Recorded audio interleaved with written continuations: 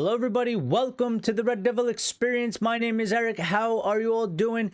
Manchester United 0, Manchester City 0, and what was probably one of the less exciting Manchester derbies out there. I mean, the game of football was okay. It wasn't horrible. It wasn't electrifying. It wasn't the greatest display of football we've seen. Although I think United looked pretty decent, pretty good. But yet again, another match, another week, same kind of story. I think from the Forest game, when you compare it to this game, we still looked good with the positional sense, understanding, the players understanding where they are. One-touch passing was good. The counter was good. But we lack that bite. We can't score a goal to save our lives. And again, I left this match today feeling just let down, disappointed, because the fact that I felt like, yeah, maybe there wasn't too much indifference between both teams, but I felt like we were the better team in the sense that we created the more dangerous chances, and I think we created the better chances. And I certainly felt like we were more likely to score than City were. And we had some very good chances, and we couldn't score once again. And that's really been our big problem. I mean, this season, it was a big problem last season, and it was sort of a big problem the season before as well. So, I don't know. We need to. I think it's fair to say that we need to strengthen the attacking options. We definitely need a ready number 9. It's funny because when we started the season, I said that I felt like Rasmus was hopefully gonna have a good season, but I felt like, especially in the first couple games in the beginning of the season, I felt like Rasmus was better than Xerxes. But I mean, Rasmus was on in the first half. He was almost non-existent. He had like 9 touches. Sometimes it's his fault. Sometimes it's not his fault. There's a couple times where, they just don't give him the ball. He is in the position. He is making the run as the striker, and they just choose not to give it to him. And other times it's his fault. He's not in the right position. He doesn't make the right run. He doesn't show for the ball. But, Xerxes came on, and Xerxes had a very, very good chance. I felt like he was unlucky not to score that. He needed a little bit more to the right side, and that definitely would have went in. But he came in, he had a bigger impact than Rasmus did, and he played a lot less minutes. So, we definitely need the striker.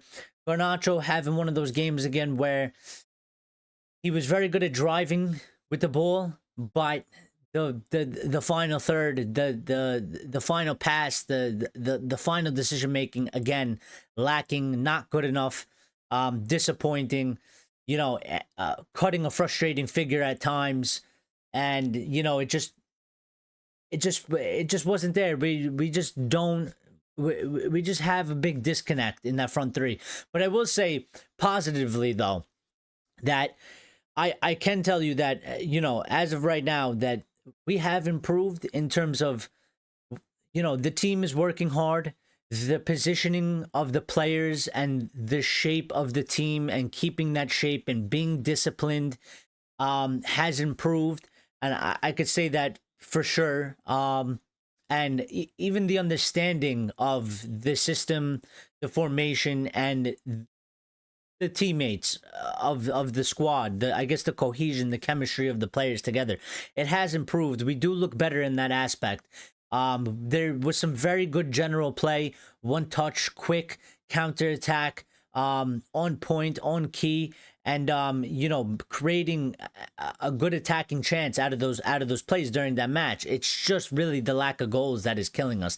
The lack of putting that ball into the net is really killing this team right now, because I think we're actually playing pretty decently good football at the moment. Are we perfect? Are we the monster machine? No, but I think we're heading in an uptrend in that aspect for our style of play and stuff like that. But what's killing us is that we can't add 3 points. We can't add some goals and some positivity with some wins to that general style of play that we're doing during the matches. So we need to we need to figure out how Ruben Amorim needs to unlock this attack and have them scoring goals.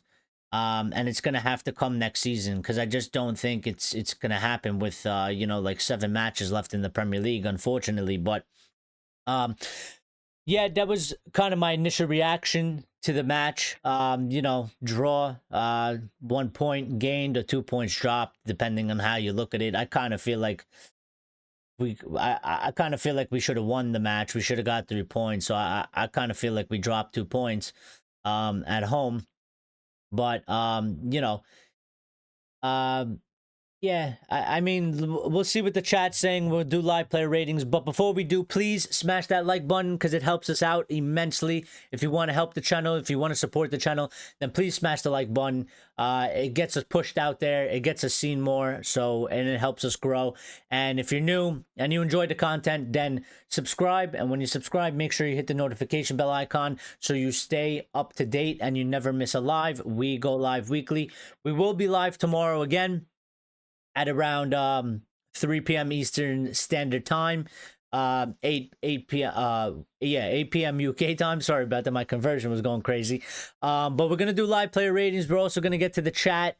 We're gonna see how the community is feeling about the match, what their thoughts are, and we're gonna do all that good stuff. Maybe we'll do some quotes from the manager or players, and some other stuff as well. So Stephanie's in here. Stephanie, good to see you. She says, big up, Eric. Big up yourself, Stephanie. Steph says, same old problems. We don't score goals, hopefully saving them for the Europa League. Well, that would be nice if we're actually saving them all for the Europa League so that it leads us to winning the Europa League so we can be in the Champions League. I hope that's the case at the very least because yeah, the past 2 matches for me, it's just been like it's like a bittersweet type of thing. I feel like we're playing better. I feel like we've improved in certain key areas in the team dynamics, but we've been let down because we just can't figure out how to get the ball inside of the opponent's net.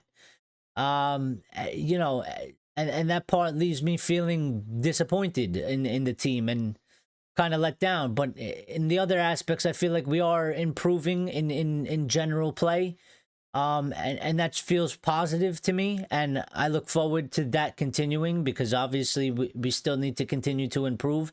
We're still a little bit a long way from kind of the best teams. I mean, to put it into context and example, Manchester City, they did dominate the possession in today's match, which is, for Manchester United, you want to be the best and greatest team in the world and the most dominant, then, we should be having the performance we kind of had in terms of general play and attacking and creating chances and stuff like that. But that should be coupled and mixed with dominating the possession, dominating the game, dictating the game and dictating the play. And we're not there yet. For as I guess bad Manchester City's season has been for Manchester City, considering what they've been for the past 10 seasons or so, they weren't their best either. But we did well to defend as well. We did well as a team. We held the shape. We made it difficult. We had the game plan. We set it out. We executed it. And I think we were strong. We were out there battling. You can't fault the players. I think, there was at one point, especially in the beginning of the season, we were questioning the players' characters. We were questioning their determination, their effort. I don't think you can say that about the players that were on the pitch today. I think everybody gave full effort. I think they were as determined as possible. I just think that, we just lacked the final quality to put the ball in the back of the net, which is obviously one of the most important things because that's what wins you matches. So, I think there's some positive. There's obviously some negatives. It's a mixed bag for me. It's a mixed bag, but hopefully we continue to improve. Grace says Eric put some respect on Delo. He was quality today. He was. He had another. He had another very good match. Very good performance. I'm happy for him. All jokes aside, I know we joke around. But if you go back to the previous match reactions and other videos that we've talked about Delo, where I've talked about him seriously. I've always said that I like Diego Delo. I think he's a good player. I like his attitude. I like his mentality. I think he's a good player to have in the squad, whether that's a starter or on the bench or a squad player. Either way, I think he's a good player, and I think he's important as well. I do rate his attitude and his mentality quite high. I think it is probably one of the highest in the squad. And when he is on top of his game and when he's focused and he's executing properly, he is also a very good player to have on the pitch. Which is why I don't think we necessarily need to be looking at a right wing back. I think the right wing back side is pretty much covered. I would maybe be looking at the left wing back spot. I like Dorgu very much. I think we need another person there. I can't trust Luke Shaw, and I can't rely on Luke Shaw as much as I would like Luke Shaw to be reliable, and I would like to trust him. I can't do it. So, but he was Grace. In all seriousness, he was very good today. He performed very well. He put a lot of good crosses in.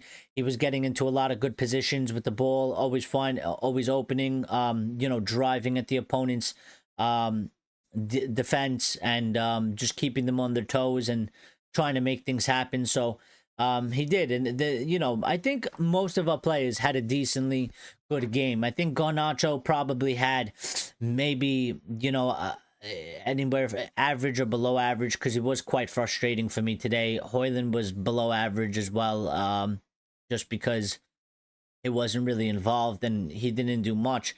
But the rest of the players, they did pretty well. The team as a whole did pretty good.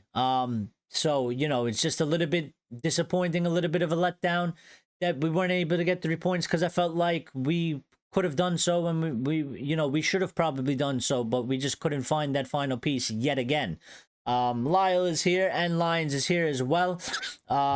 Grace says bring back Rashford, Sancho, and Anthony. Well, maybe. I mean, no, I'm half kidding, but maybe not necessarily them. But you make a good point, Grace, in that those are 3 players that we've let go or are currently not at the club. They're not currently available for us, and we haven't really replaced those players with options.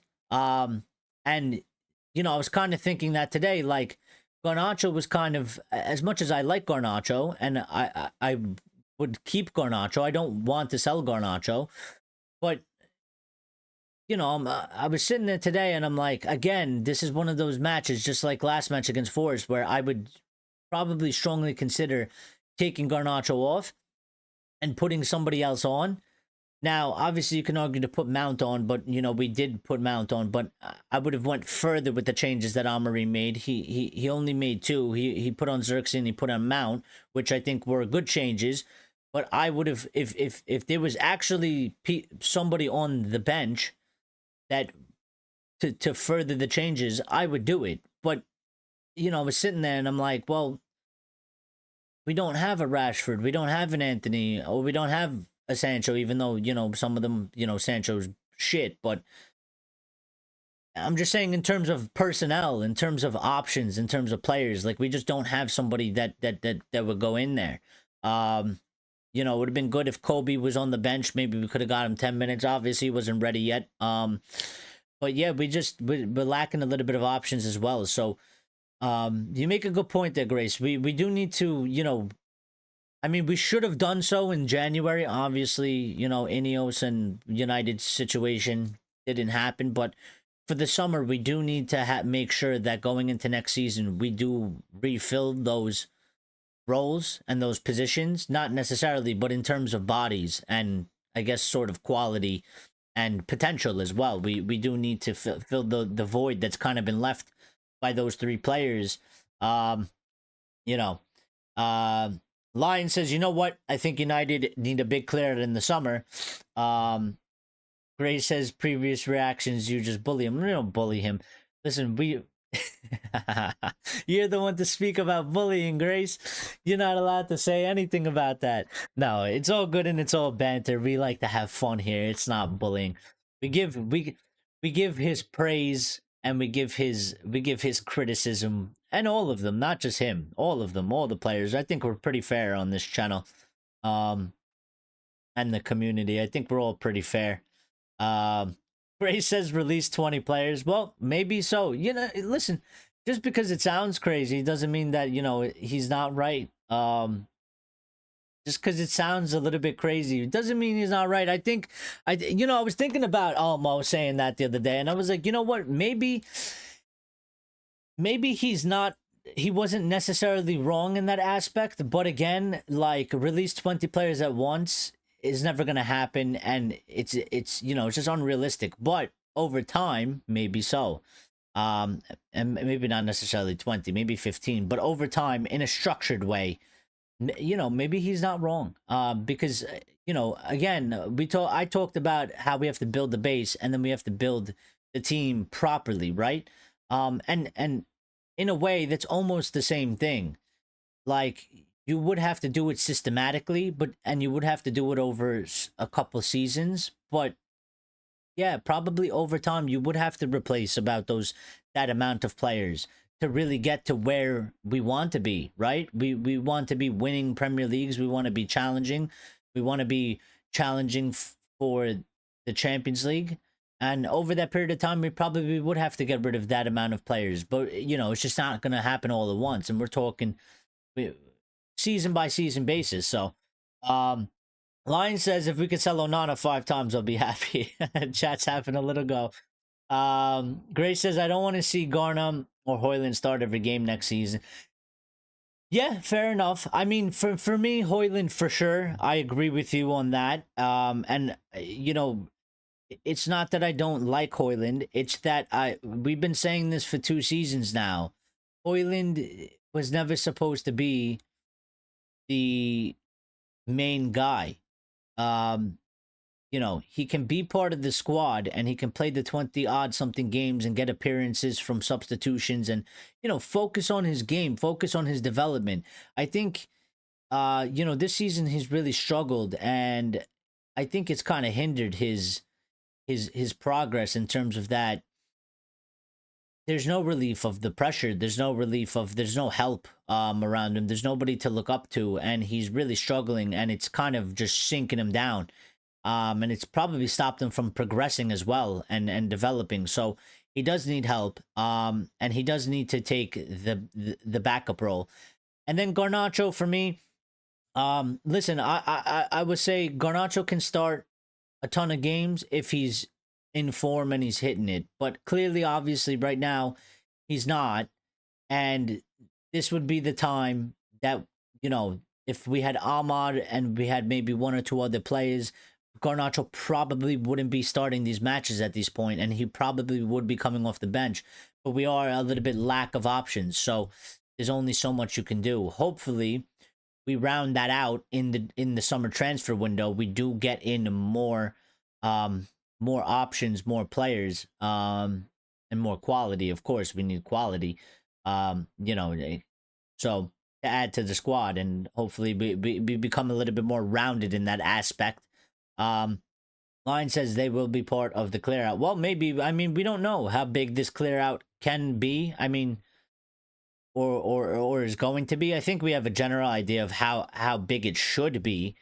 We just don't know how big it's actually going to be. Now, Ineos might disappoint us, and they might not. It might be very little to what we are asking for or expecting, or it might be kind of around what we generally want, or it might be more. And they might take us a little bit by surprise. I mean, we gotta wait and see. We still have 2 more months or so till we kind of get to that road and we start seeing a more clearer path. But hopefully, that is the hope, within the fan base, that we do actually do a good job. It's probably going to be one of our biggest windows. And I know they say that every window, but this one really is, because there's really no room for error. And it's important because Amorim needs reinforcements. He needs players that fit the system, and we need to clean up the team and sharpen up the team as well. In general, so. And Ineos need to get it right as well, because they have a lot of pressure on themselves as well. So, Almo says Ruben will get rid of Hoyland. I'm sure of it. It's money to go towards an experienced striker. I don't think they will. I don't think they will, solely for the fact, Almo, that it just doesn't work out PSR wise. And if we're struggling for money and we are in a bad financial situation, we actually cannot afford to move Rasmus Hoyland.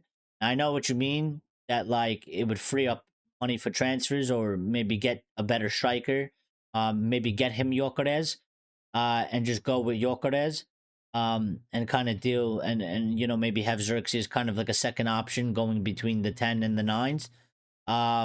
But actually, for the price, for the fee that we bought Hoyland for, and for the fee that we would probably receive for Hoyland, which would be like nowhere near what we paid, that would absolutely sink us in PSR. So I actually think that like it won't happen. I don't think Ruben's gonna be like, yeah, Rasmus is my number one. I think he's gonna obviously demand a striker, and he's gonna get that striker, and he's gonna go with that striker as his number one, and Hoyland's gonna take a back seat. I just don't think this season. I don't think it's possible. Well, this summer window, I don't think it's possible for United to move Rasmus on, because I think it would. I think just the PSR alone, the penalty for it, the loss we would have to record would absolutely destroy us. So I don't think they're going to do it. I think they're well aware of that. And they're probably going to have to do it probably the summer after, if anything. So he's probably going to get one more season at the very least to show, that he belongs at some form in the team. And, if it goes like this season, then he'll probably be out the door. So we need 40 million to break even. Yeah, and I don't know if we'll get that. I mean, if we do, listen, we'll be a little bit lucky, and maybe they'll do it, Almo. Maybe they'll do it if they get that fee. I just don't know if we'll. I just don't know if we'll get that fee. Ray says, "Who do I bully? Sure, he deserves it." Man's a TikTok star. Listen, they deserve it when they deserve it. I'll say that. All the players, when they deserve it, and it's not bullying. It's just constructive criticism, and having a bit of fun. Almost says it won't happen. I know, but it needs to be done. We need to start all over again with the goalkeeper and then the squad. I mean, yes, in a way, but I think there's a systematic way to do that, Almo. I don't think you're necessarily wrong, but I think you have to do it in phases, and it has to be done in sort of levels. And it's like, take maybe a handful of players. They have to be top of the list. So, if we do have 15 players, for example, Almo, take 5 or take 7, the top 7, they're the top 7. They have to go immediately. Bring in the players, then do it again the following window, or maybe you get 1 or 2 out in January, or you get the summer and you do it again.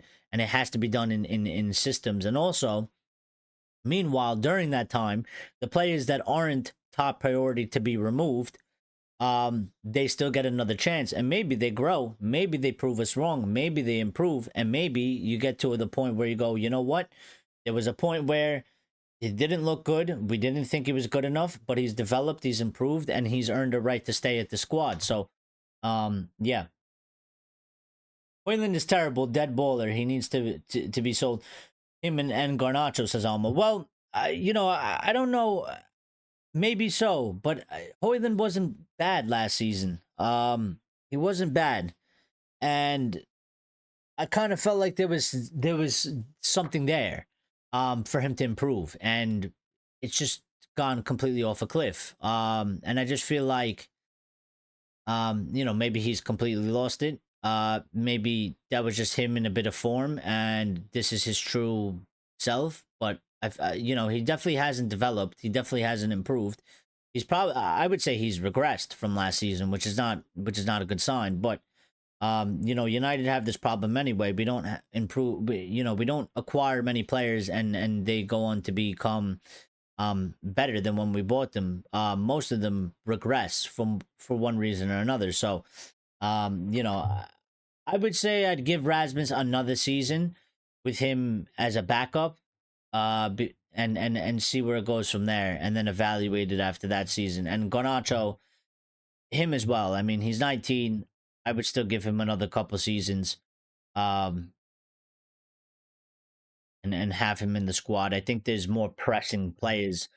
There's probably about 7 players ahead of both of them that I would remove from the squad first. And I think that are more important to get rid of. So, Gray says the season we bought Hoyland, we should have just played a false 9 with 2 inverted wingers instead of a striker. Well, maybe so, but there's nothing that we could do about that now. That's done and dusted, right? Ray's in here as well. Shout out to Ray. Almost says, I think personally Ruben Amorim has seen enough from some of these players, and that's including Garnacho and Hoyland. He's only playing them because he's got nobody else. Well, that's kind of, what I was saying. Like, I think Garnacho right now, I don't think Garnacho would be starting if we had more options. I actually think Garnacho would probably be on the bench based on how he's playing. And even based on Ruben Amorim's words after the matches, still talking about that he still needs to improve, his runs, his decision making, his passing, and stuff like that. You can kind of tell that he's not, he is starting Garnacho, but he's not excited or necessarily happy with where Garnacho is or what he's doing on the pitch. And I think if we had more options, I think Garnacho definitely wouldn't be starting as at this moment. And if we had another striker, I'm sure Ruben probably would have went with the other striker by now, especially if it's an Osimhen or a Gyökeres. They would obviously be starting, and I obviously Ruben is probably a little bit disappointed with the striker as well, and he feels like we need another one. But I will say this: I think Garnacho probably has more of a chance of being sold in the summer than Rasmus Hoyland. I don't think Rasmus will go. Garnacho at this moment in time, I kind of feel like it's 50-50. I don't really know how to put it one way or another. I feel like he could go. I feel like maybe he won't. Maybe because I feel like he should stay, but I do feel like there is a bigger chance for him to be sold. Ray says, I don't know anymore. Boring. We need more emergency on the offense. Well, I don't think we were that slow, and I don't think we were that boring. I think part of the problem is that we didn't really have possession of the game. We didn't really dictate the tempo, so we did play, more counterattack, which to most people's arguments suits the team better because that's what these players were originally bought for anyway. And how the team was playing earlier was counterattack anyway. But I think general play, we were pretty good in terms of when we were on the counterattack. We played pretty good. We were pretty quick, and we were cutting them open a lot of times. So I think we're building on that. I think we're getting better. We're not there yet, but I think that part is improving. So we just need to add more, and we need to continue to progress. Gray says the problem with Garnacho is I see him more out wide than the 10 is. This is a problem. And that's absolutely right. He feels like that type of player. He plays like that type of player. I think like even when you look at him, you can kind of like feel it like that's his persona as a player. Like he wants to be out on that wing and not in that 10. And it is a problem. It is a problem to a certain extent because he hasn't figured out how to play the role. And maybe he won't figure it out, but there's still potential for him to do so. He's 19. And you can develop players at that age into fitting into other positions, and I think they're trying. it's just a work in progress, and sometimes work in progresses aren't pretty. So I do agree with that, though. It does feel like the way he plays, he does belong more out on the wing, which is a general problem. But we'll see. That's why I'm saying maybe he should get at least another season, see if he can develop, see if he can actually fit the team. If he can't, then it is what it is, and maybe we got to move him on. So, but again, I'm not one of those people. It's just not part of me to kind of give up on a 19-year-old, and say he's done and dusted. And he is what he is. I don't believe that. I think that's still fairly too young. And I don't think we've tried enough yet. So I think we should continue moving forward in that aspect. Almost saying, I mean, we're getting 25 for Sancho. Maybe we might get 5 and Sancho.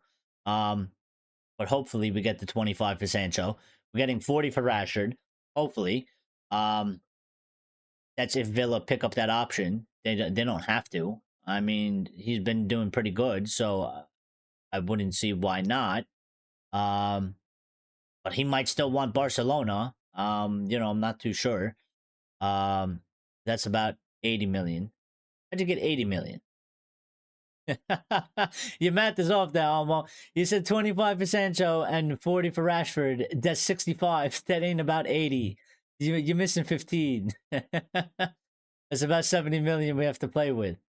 Well, and the wages as well.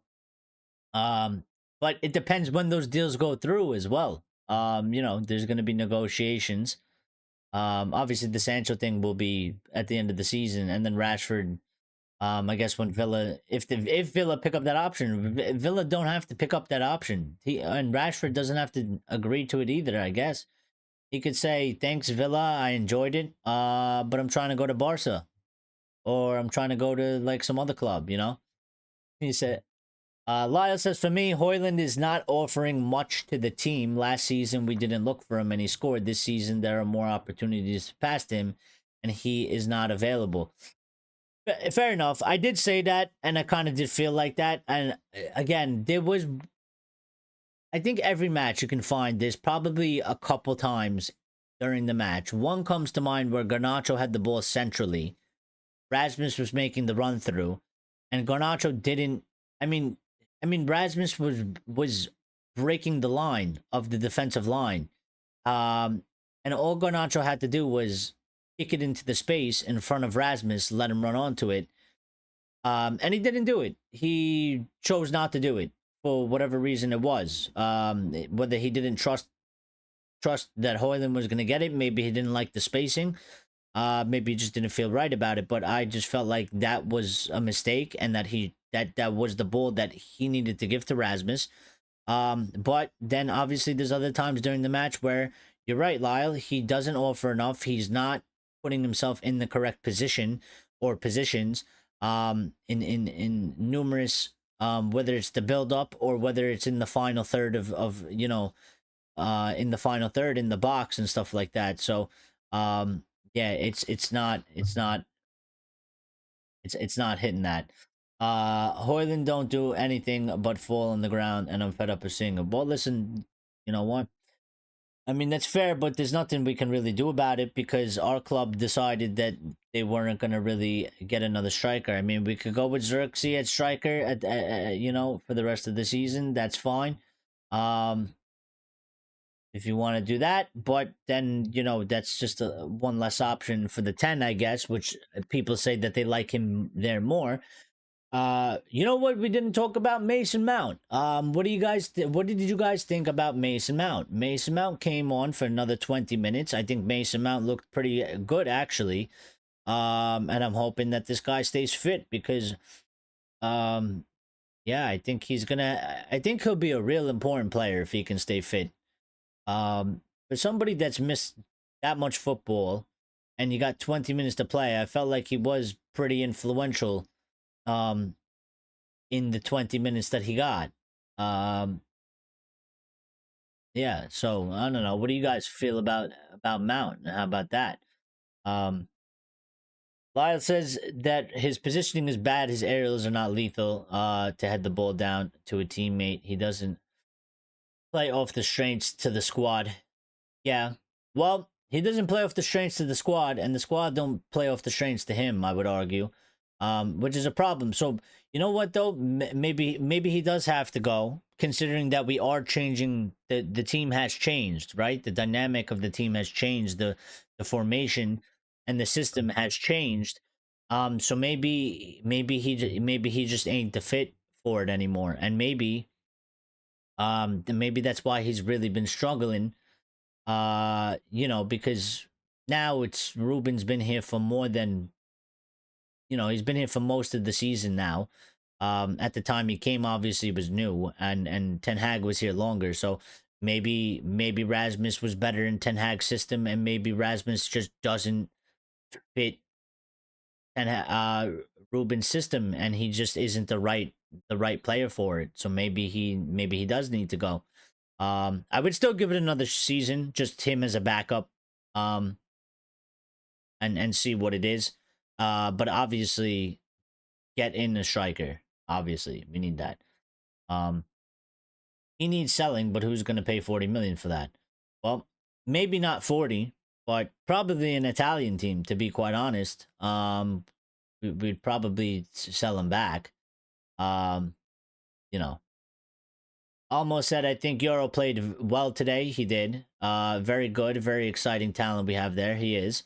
But I will remind you, and I will say this. I mean, not specifically you, Almo, but I will just say this in general: is that again, Euro is a young guy. It's his first season here. I know the season's almost over, but first season, young guy, different league. Um, he definitely has some talent to him, and he is an exciting prospect in terms of that aspect.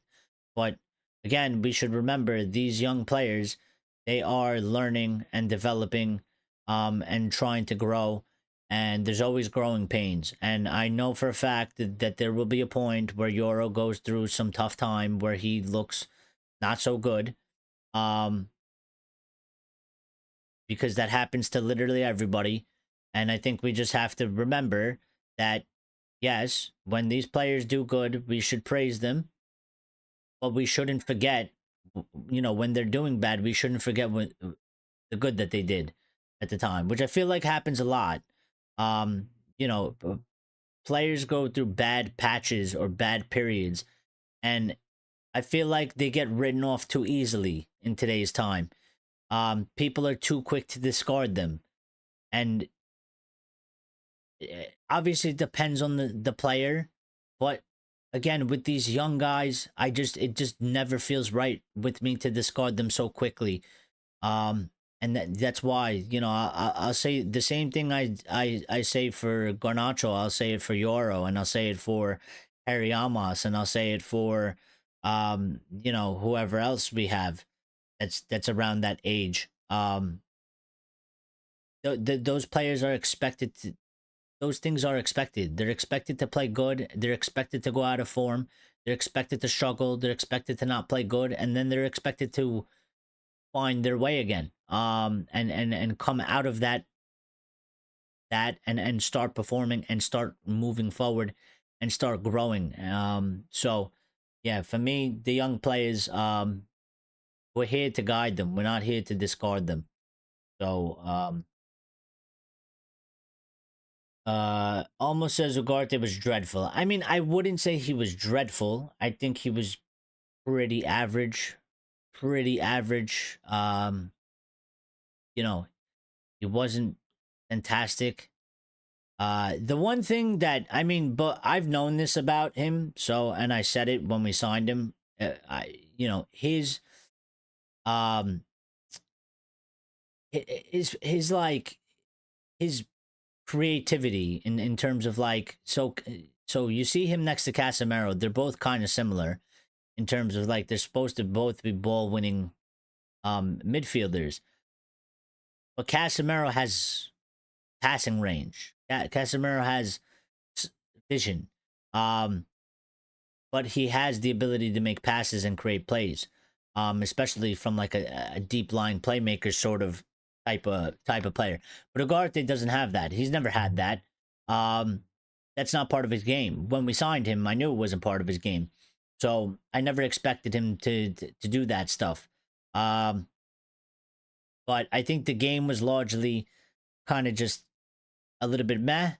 And so that midfield battle was kind of a little bit meh. Also, we did our part as a squad anyway. We had the five in the back, the players coming back. Um, you know, he was all right. He wasn't anything special. He wasn't anything special. I wouldn't say he was dreadful though. I wouldn't say he was dreadful.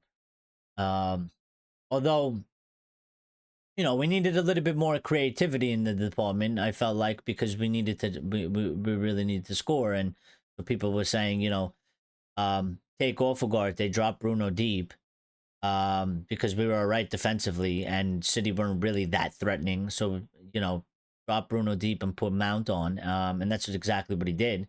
Even though it didn't really make the difference in the end. So, Lyle's not having that Ugarte was dreadful. Almo stayed in his case again, saying Ugarte was dreadful. I don't know what game you're watching. I wouldn't say he was dreadful. I think you're being far too harsh because you just don't. I assume you just don't like him. Which I think you're being a bit harsh because you don't rate him as a player. But I think he had a very basic game. I think he had a very average game. Dreadful is like a 3 or a 2 or maybe even a 4. I don't think he had a 4. I don't even think he had a 5, I would say. It's probably a 6 in my opinion. So, Lyle says Mount was solid, very positive. Man is such a baller. Yeah, I hope he stays fit. We need him to stay fit. So, Mount changed the dynamics in the attack. Him and Xerxes they add something different, which is good because that's what we need. But I guess we need more because we still weren't able to score, even if we did change the dynamics line. Almo says Mount never did anything. Can't really rate him in this game apart from that block shot. No, I mean I think he came in, he got on the ball quite a good amount, and he was involved. He was involved, and I think he had an impact as a sub. Yeah, sure, he had a block shot. But I think he added something to the dynamic of the team for sure. Um,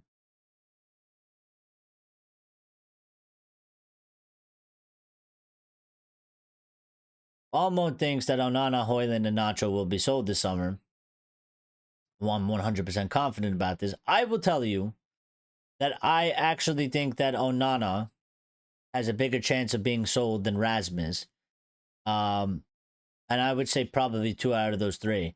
I don't think Rasmus will be sold unless somebody is willing to give us that money where we break even so we don't get screwed on PSR. And I think Rasmus won't be sold probably strictly because of the PSR. Which is why I think Onana and Nacho have a bigger. Well, Nacho definitely has a bigger chance of being sold because he's pure profit. And then there's also the argument of does he really fit the system? Which is why I think he has the biggest chance. Onana has made statements saying that. I mean, I don't think he made a statement, but it was reported that if he feels like he's no longer wanted, he will leave. So I guess if they tell him you're not going to be number 1 and we want to sell you, then he'll probably go. But I don't know if they made that decision yet or not. So we'll see. Almost says our manager is ruthless. That he is. That he is. Look what he did with Rashford. He doesn't rate these players, and we'll get rid of them in the summer. Well, that I know of. That I know of. But there's certain aspects of his ruthlessness. I think the number 1 thing he can't stand is a non-team player. The other number 2 thing I think he cannot stand and will not tolerate is somebody that doesn't work hard. For sure. And somebody that doesn't take themselves seriously as a professional player. Ruben Amorim as a player was a player that he was not he wasn't this glorified sort of social media star. He was a footballer. and he was a footballer that did a lot of dirty work on the pitch. You know, and he wasn't a brand. He was a footballer, and he took it very seriously, and he was very professional about it. And I think he's carried that sort of aspect of his playerness over into his managerness. And I don't think he likes any of this brand bullshit. And I don't think he likes that sort of attitude of like, yeah, I'm a superstar because I have, you know, 67 million followers on Instagram. You know, and I can just show up to training because that and I could just go through the motions because the club pays me 300,000 a week, and what are they gonna do? Fucking bench me? And then his answer to that is absolutely, I'm gonna bench you. I don't give a shit what you get paid. You ain't nothing because you haven't done nothing, and you're not even serious. So in that aspect, yeah. Also, you know, he will have his favorites, and he probably already does. Every manager does, for one reason or another. So those, you know, probably he's a little bit less ruthless with them. But yeah, he is pretty ruthless, which is a good, because we need that. You know, this isn't a charity. I just hope the decisions he does, he gets more right than wrong. Because he, you know, he's not perfect, and he's gonna get some decisions wrong. So, um,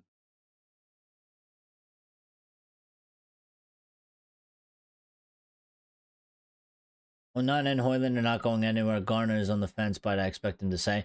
I don't know. I don't know. To be quite honest, I really don't know. Where's the time of? We're 46 minutes in. All right. Let me read through the last couple of these chats. Ray says the team and the system don't fit Hoyland all the time. We need to make someone a scapegoat. Nah, but it's not that. I mean, he isn't playing good. He isn't playing good, and he's not offering enough. And again, again, I mean, people could have whatever stance they want. I will say this: all of us said when we signed Rasmus Hoyland, the season we signed Rasmus Hoyland, we said that that wasn't enough, and that we needed an experienced striker, and we didn't get it. And in the following season, we said we need another striker. Rasmus isn't enough, and we didn't do it. So, as far as I'm concerned, sure, I'll say that he's not doing good enough. He may not be good enough, but, you know, in terms of the club running properly, it shouldn't be this situation. It shouldn't be a complete 100% pylon on Rasmus Hoyland, because there should be we should have another striker right now there that should be starting over him. And Rasmus should be coming on as a sub, and nobody should really be talking that much about Rasmus Hoyland and how bad his game is, because he shouldn't be the main focal point. He shouldn't be starting matches.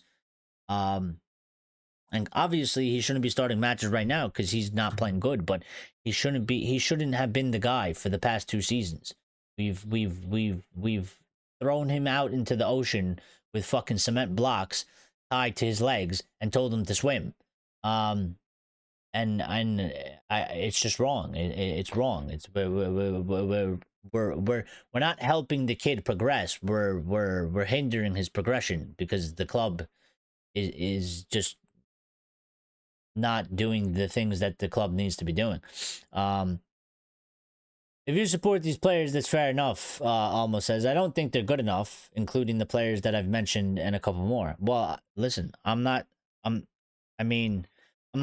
saying that I think that they're all good enough. I certainly think that there's some that are definitely not good enough. They're not to be moved on in. I think there's players there that there is always potential for them to grow and improve.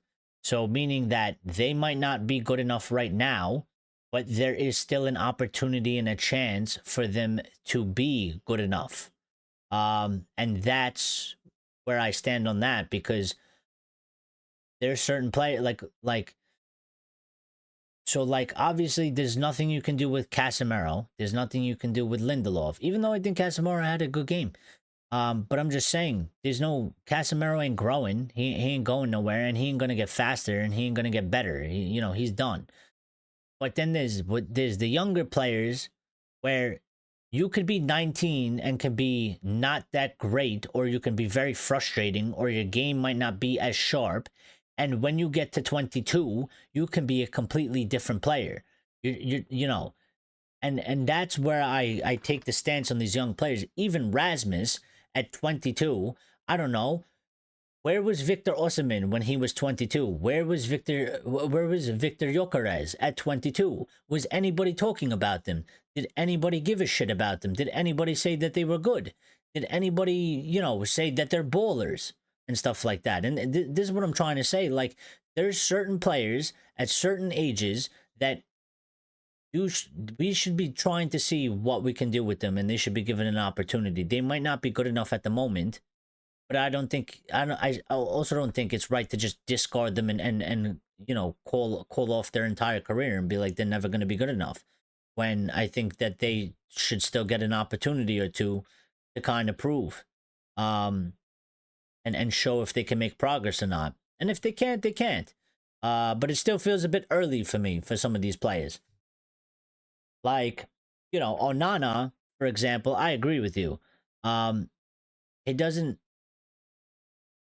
I think Onana is one of those players where, like, he's not gonna turn into this like elite goalkeeper. He's already a certain age, he already has like a certain game, and he already has like his faults. I don't think there's much for him to be able to change and improve and stuff like that. I don't think there's much that you can do about somebody like Onana.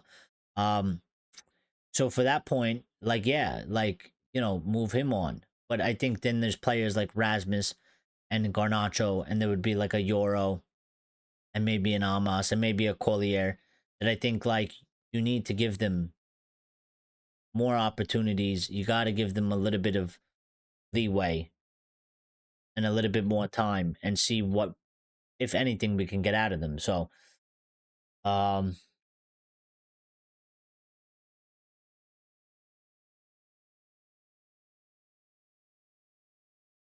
Xerxes is so solid, but he needs a player in front of him. He plays so much better with someone in front of him. How I wish Ahmad could return. Well, hopefully we'll see him before the end of the season. Xerxes in the right with Ahmad, crazy good.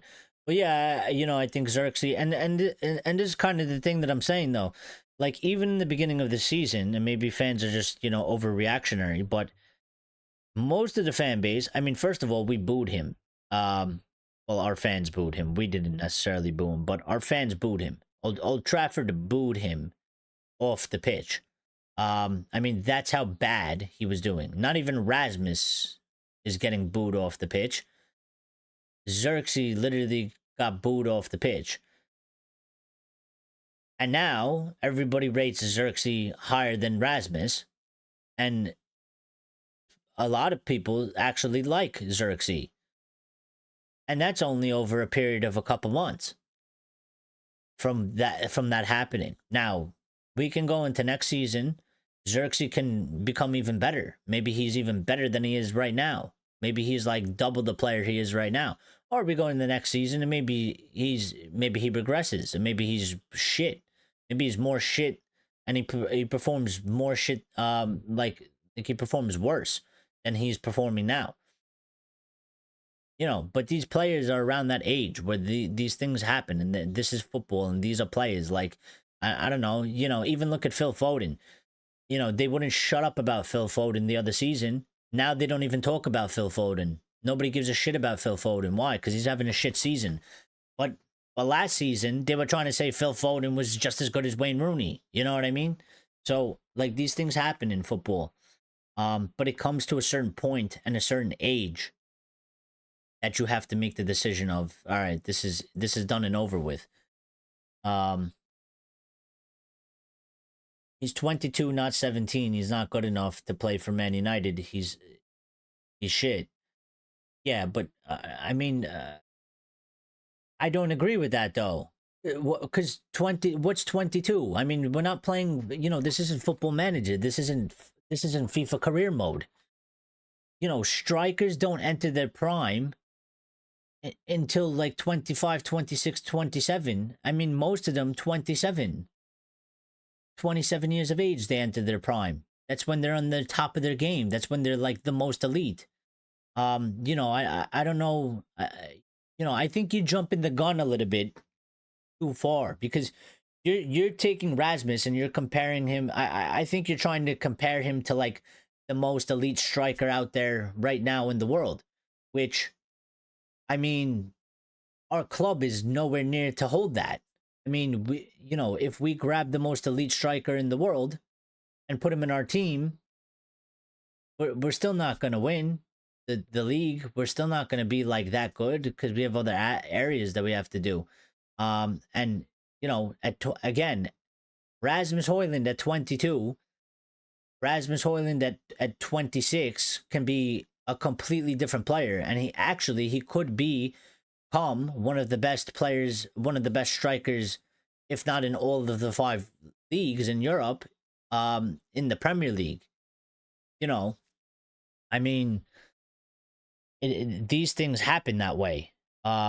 Again, I won't write off a 22-year-old striker. I will say that he's not good enough to be the starter, but I still would give him another opportunity to prove himself. Also to learn, because I would go and grab Gyökeres or Osimhen, be like, you're the main guy, you're going to lead out. And also part of your job is, we have Rasmus Højlund. He's going to shadow you and he's going to learn from you.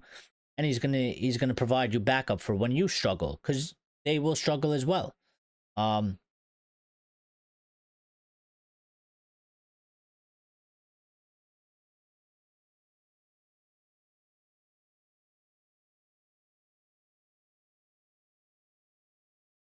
Lion says Kaze was also impressive today after the little hiccup at the start. He became, that pass almost gave me a heart attack. No, that was from Maguire. I'm sorry. That wasn't even Casemiro. That was from Maguire. That pass from Maguire gave me a heart attack because I was like, I thought they were gonna score from that. But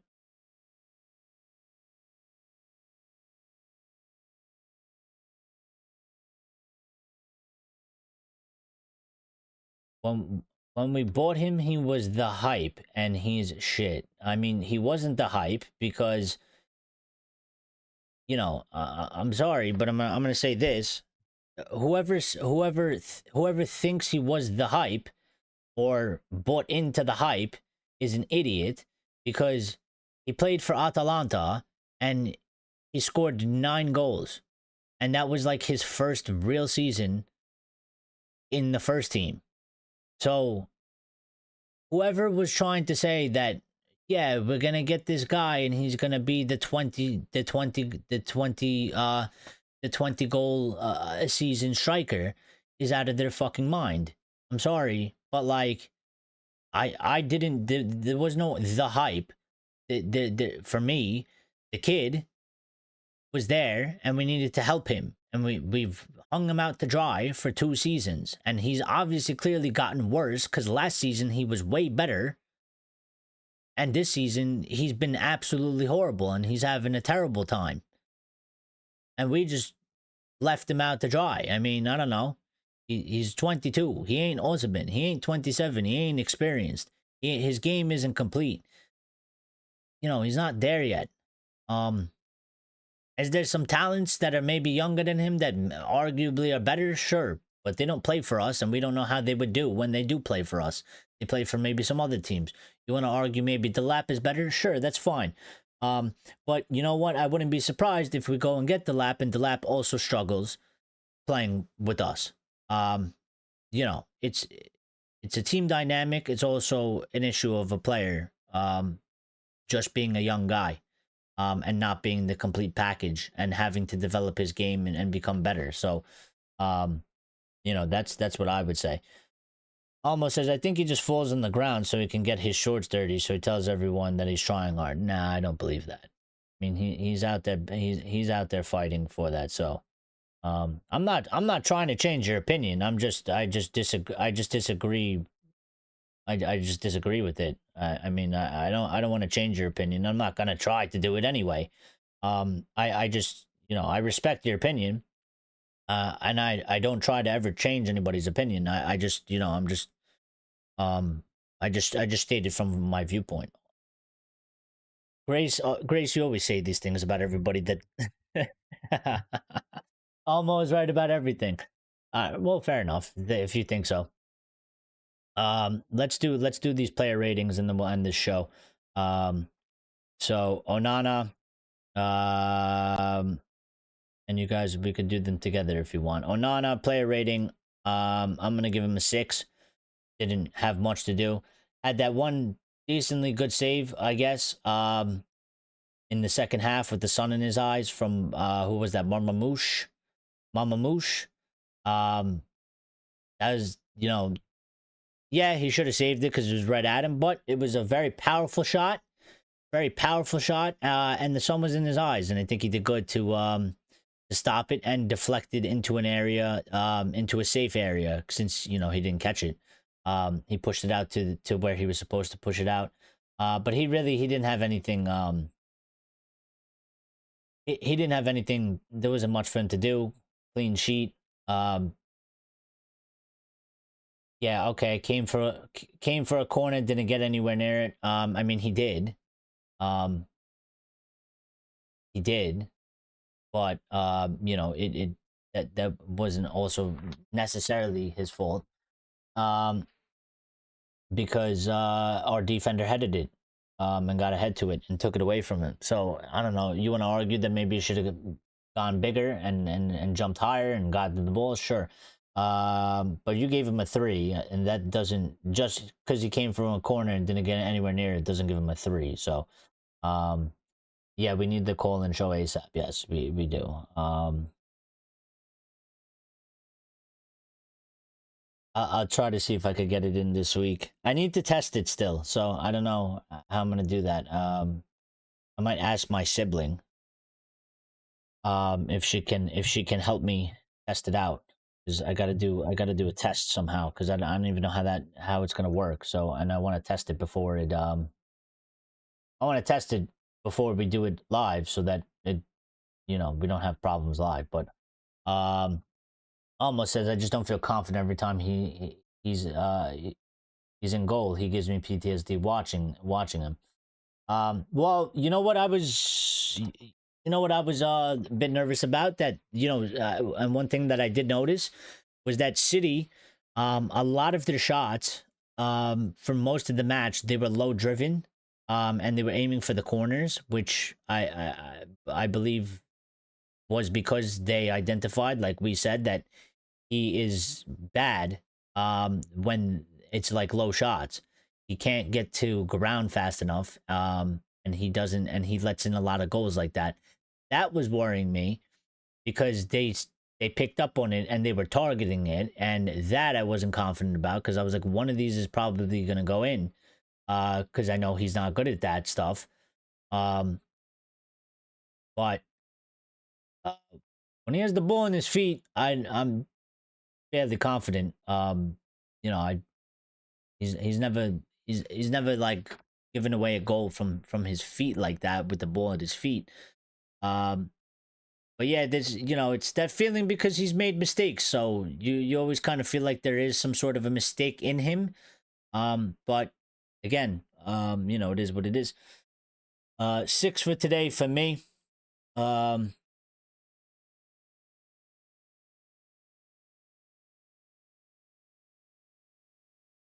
His distribution from the back is dreadful. We brought him for that. No, it's not. No, it's not. His distribution from the back is his distribution from the back is not dreadful.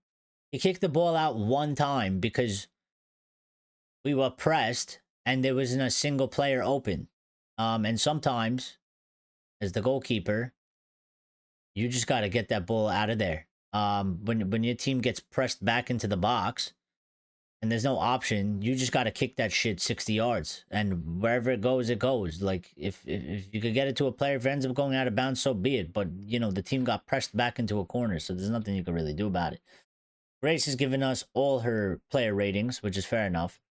I give Mazawari, we're gonna do Mazawari, 7 for me. And I'll run through Grace's in a moment there. But I'm gonna give Maz a 7. Again, I think he was decently strong. He was good. He was good today. Um, he's always kind of sort of the same. He's always out there fighting and battling. Almo gives him an 8. Um, fair enough.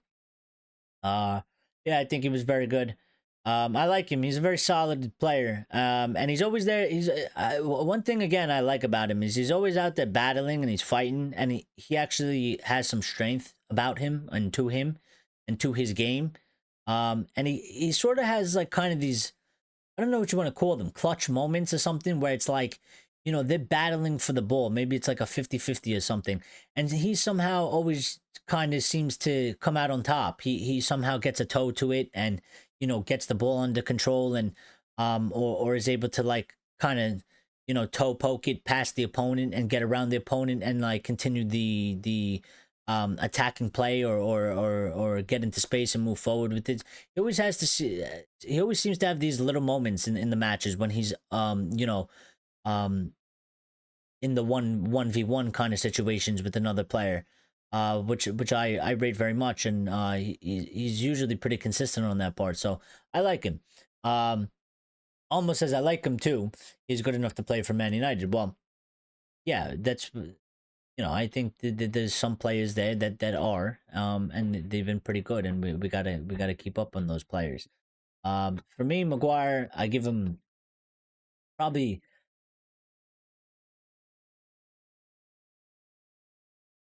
I probably give him a 6. Um, that he had a couple mistakes in him. He had a couple of good defensive actions as well. No nonsense clearances and stuff like that, making sure he's getting his body in front of the ball, in front of shots. He had a couple important block shots inside of our own box when City was there. He had a couple mistakes in him as well. So I think it was fairly average, and also, we had to manage his minutes.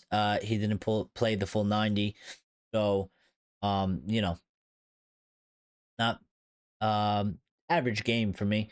I'd probably give Euro a 7 as well. I think Euro played actually pretty well, pretty good. I think even as a ball playing defender, he was actually pretty good today. Um,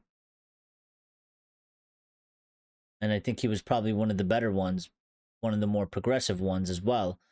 He had his pass accuracy and his passing was on point. He didn't give away many balls.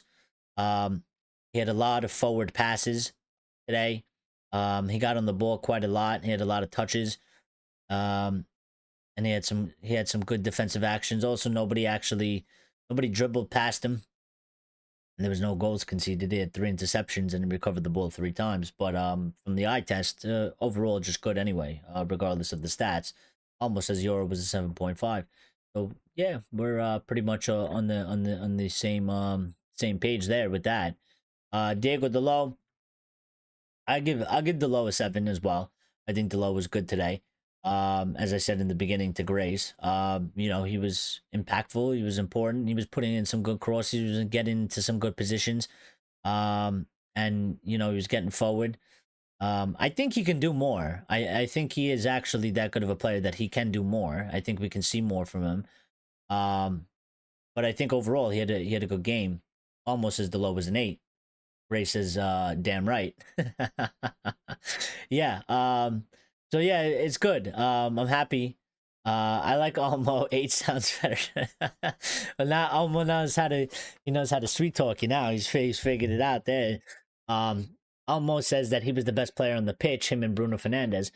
Yeah, fair enough. They were very good. They were very good. I actually, yeah, I was probably gonna say Bruno was probably our best player. So, Delo could be, you can make an argument for Delo there. And a second, between him, Maz, and Euro, they all have 7s, but I would probably say Delo was probably maybe second as well, um, in that list. But yeah, it's good. It's good for Delo. You know, there was that period in the middle of the season he was struggling to perform. He was making a lot of mistakes.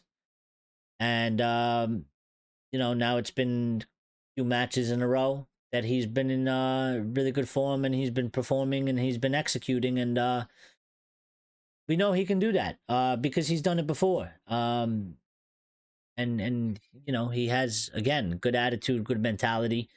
And when he couples that with his skill and execution, you can't ask for much more.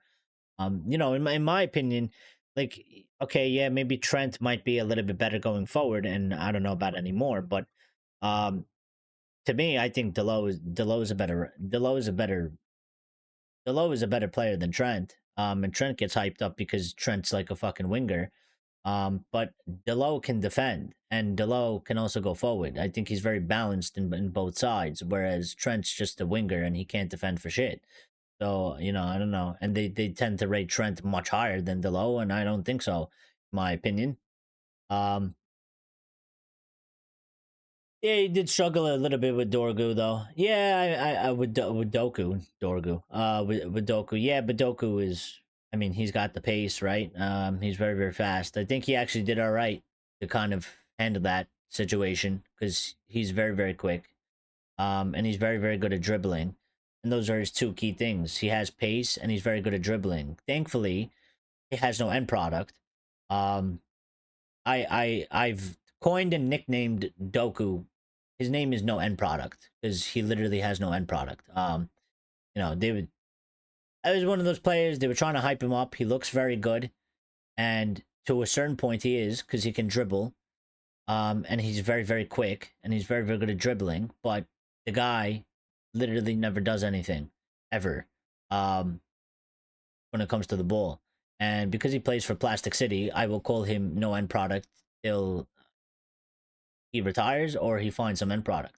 Um, Delo been involved in every game since Spurs. Um, yeah, I mean, kind of because we need him also. Um, and uh,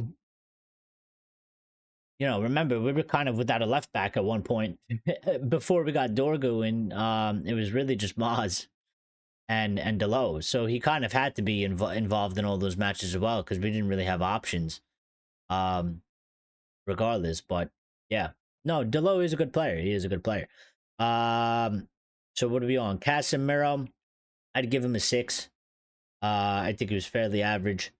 Ugarte, I'd probably give him a 5.5 or a 6 for me.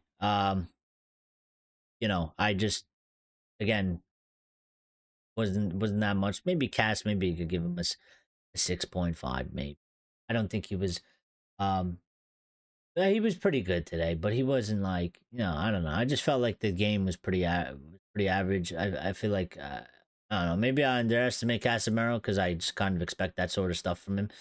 Um but you know, well, I knew you were gonna give him that score. But 3.5 is, in my opinion, I don't know what 3.5 for you dictates exactly, but 3.5, 3 for me is like crazy. Because 3 is like 3 is like we gave 3, like I give like a 3 to Marcus Rashford when he was like walking, um, and jogging around the pitch and like not trying. Um, that that's that sort of level. I don't think Ugarte was that. I don't think he was like he wasn't like special or anything. He wasn't like electrifying. He wasn't like game breaking, but I don't think he was in that level either. Um, I mean, but he can rate him whatever he wants. If he feels like he was a 3.5, then he was a 3.5 for him. So it is what it is. But Grace gives him a 5. Yeah, I think that's more so fair. Anywhere from a 5 to a 6, I think, is probably around the range of what he did today. I think Dorgu, even for me, for Dorgu, like maybe I'm being a little bit nice. I'd give him a 6, maybe a 5.5, because I like the effort that he gives. I like the runs that he makes. Um, but he was pretty woeful with in possession today. Bad first touch in the box. lost the ball a couple times. And when I was looking at the low had much more of an impact, especially going forward than Dorgu. Especially with the crosses, Dorgu just not enough for me today. But yeah, I don't think he was terrible. He wasn't terrible. He just wasn't. He just wasn't exceptional. 6 is average. So for me, anywhere from a 5 to a 6, I'd probably give him as well for today. Um, Bruno Fernandez, probably give him. I mean, I'd probably give Bruno a 7. To be fair. Gray says we need another option at left wing back. I do say so as well.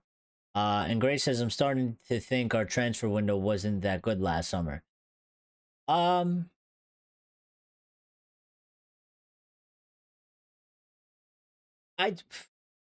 know what, Grace? I don't think it was necessarily maybe, but I don't know if it was necessarily the transfer window, itself.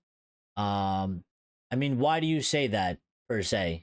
Like, why are you thinking that? Is it because of the way the team has performed, or like, what's making you think that? I would like to know, because I'm thinking of a couple different things in my head now that you said that, for different reasons. Um,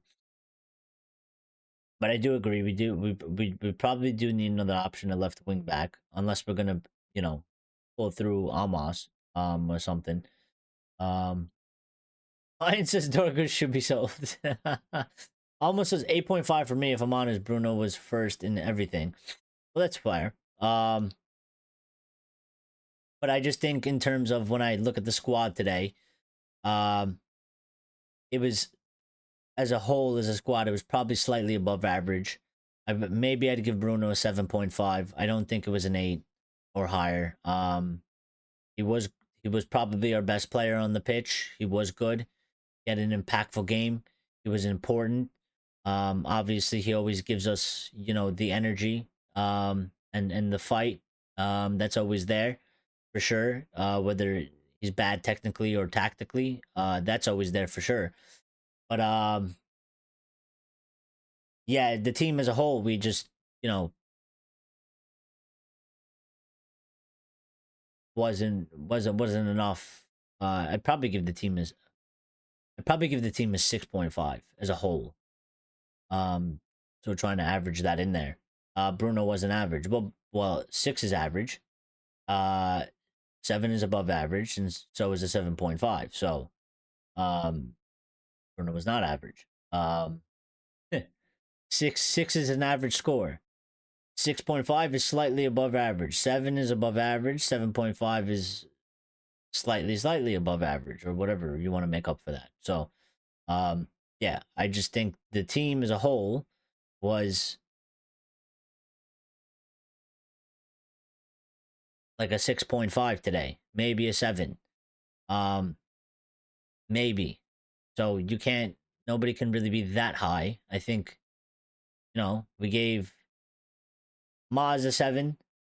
We gave Onana a 6, Harry a 6, Lenny a 7. We gave Delo a 7. We gave Cass a 6. Duarte gave him maybe a 5.56. Dorgu the same. And Bruno gets a 7, 7.5. I mean, we didn't score any goals. We didn't get any assists. His play was good, but the team didn't win. So, well, and Bray's making the point: how you give 8.5 to a player to a player we didn't win the game. We didn't win, and the game was flat, and that's what I'm trying to say.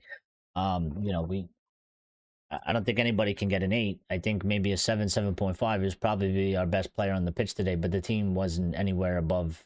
The team didn't perform as an 8 at all in any way.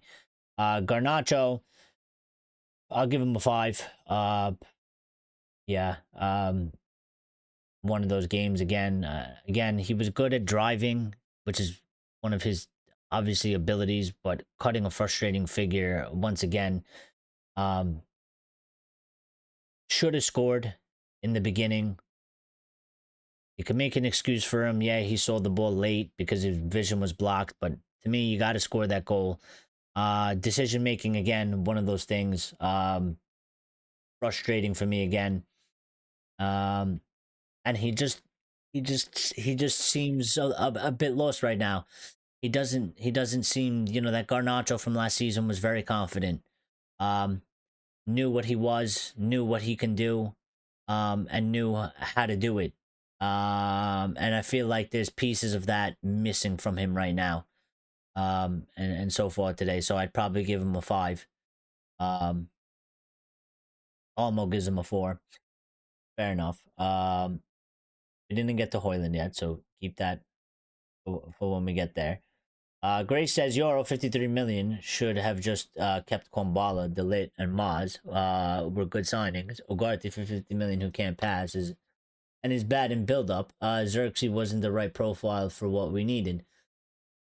Well, maybe. And this is also, you know what?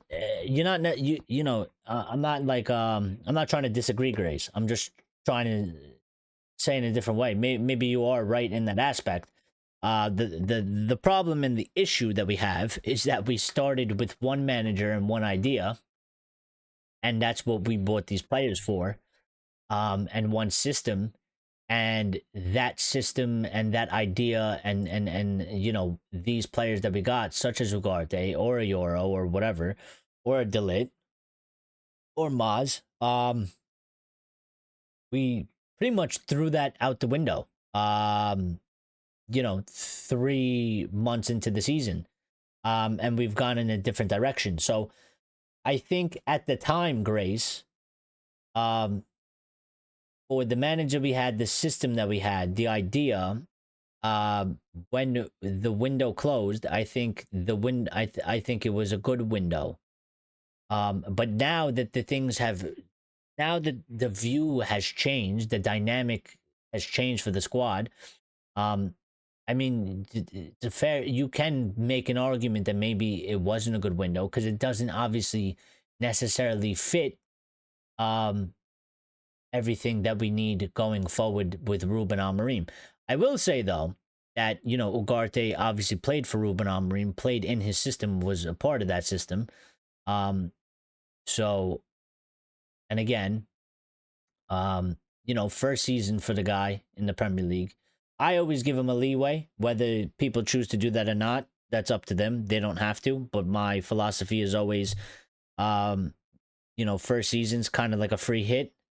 Obviously, I want you to perform, and I put expectations, but I don't go too harshly on the first season players, such as Adelit and Ugarte, et cetera, et cetera. I try to give them a period of transition.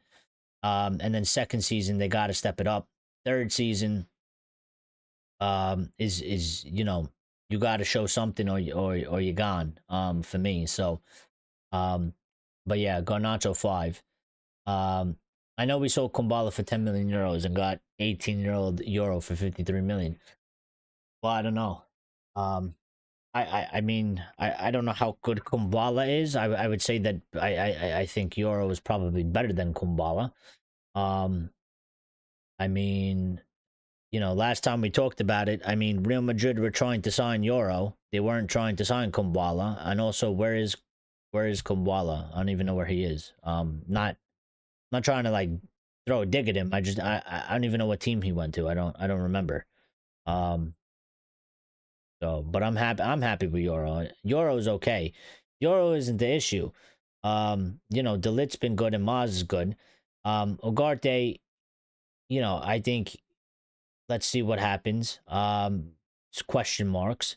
I think he's had I think he's had a little bit slightly below average season. He's done good sometimes, and then sometimes he looks a bit underwhelming. But again, transition period. One season, some players adapt better, or more quickly. So let's see what happens with the guard the next season. And then Xerxes is one where actually I think in the beginning I was kind of saying what you were saying, that Xerxes isn't the right profile for what we needed. But although now I feel like that Xerxes has actually become a little bit better, and maybe he might actually have a place somewhere in this current squad and dynamic. So, but I still hold reservations for him and question marks because I think he needs to also improve. But first season again, so let's see what he could do for us in the season next season because I think that he will be here. Um, Almost as the transfer window was terrible, it doesn't get spoken about enough. In the summer, we have a CDM that can't pass. She's right. I mean, yeah, but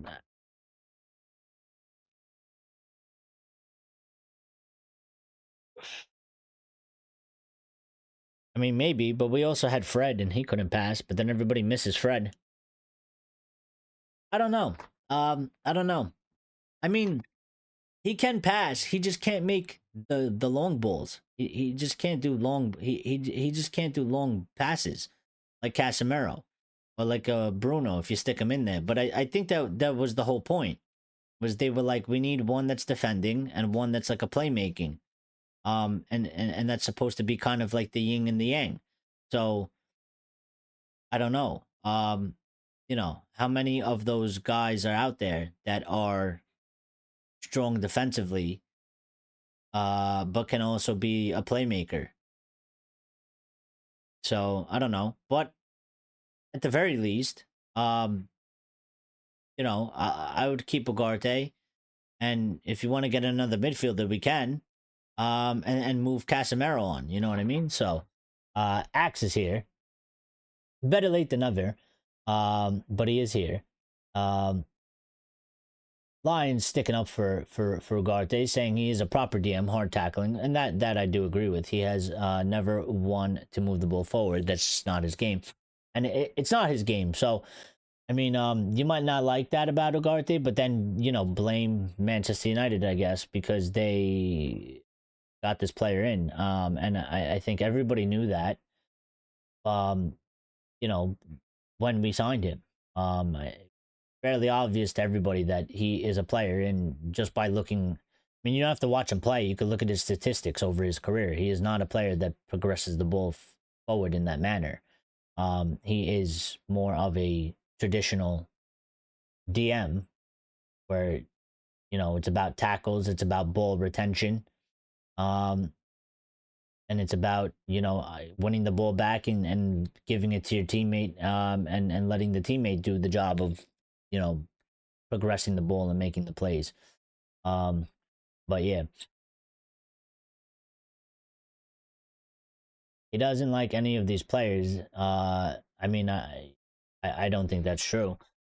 I think there's definitely players there that he's willing to work with. And I think there's players there that he wouldn't mind. But I also don't think that's a fair statement, Almo, because I think there's many managers that when they go into a team, if they could do whatever they wanted, they would probably, I think if you grab any manager and put them in any team, they'd probably get rid of almost every single player and get in whatever player they want.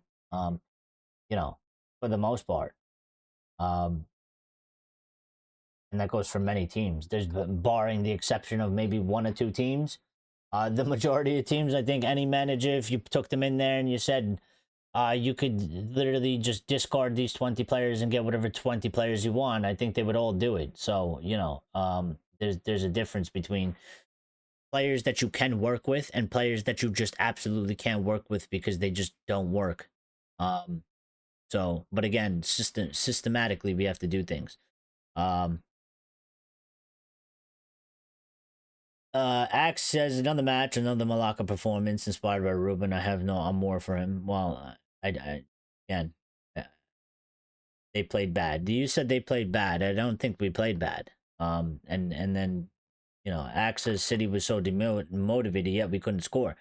Well, we couldn't score, but not being able to score doesn't mean that like we played bad. We just can't score, which is a separate issue.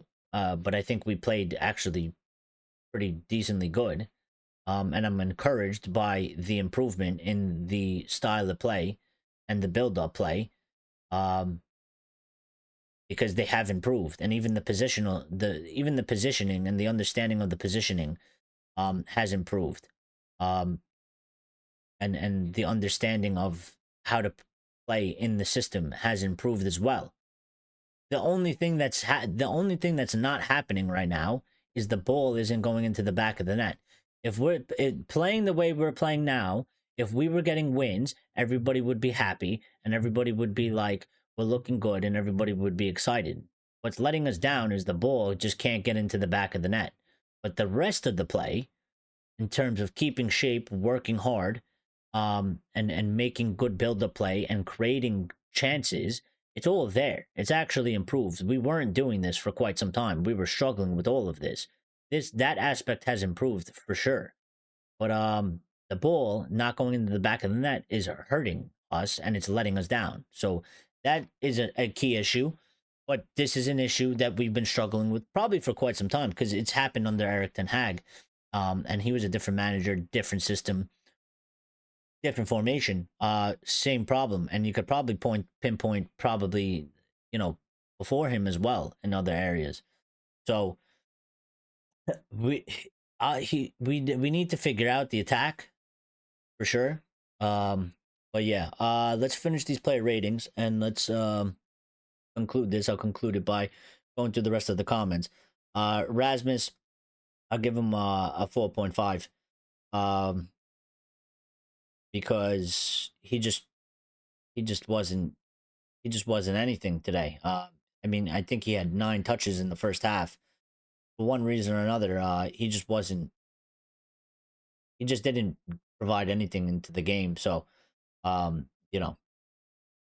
there's not much more to say about that. We all know he's been struggling, and we all know he hasn't been good this season. And last season he was better than this season. So, that's not a good sign. Again, I will say that I would give him another opportunity, another go next season, but as the backup striker, and that we need, a proven ready-made striker to lead the line. And he's clearly not that. And he might not ever get to the level that we actually need. But yeah, I would give him another shot. But as the backup, we cannot. He cannot be leading the line next season. He hasn't proved himself to warrant that. And we need the striker. We need him. Lindelof, I'll give him a 6. Mount, I'll give him a 6.5 because I thought he had some impact coming on as the sub. And even Xerxes, I'll give him a 6.5. But generally, I just usually give them 6s. The subs, unless they make a horrible mistake or something like that. And Ruben, I'll probably give him a 6.5 for today as well. And then my man in the match will be is going to be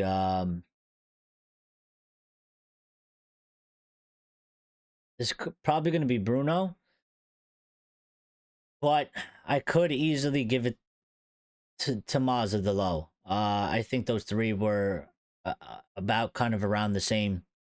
Bruno obviously gets more of the light because he's a midfielder compared to the defenders, but I think Delo had a very good game, and I think Maz had a very good game as well. But I'd probably give it to Bruno.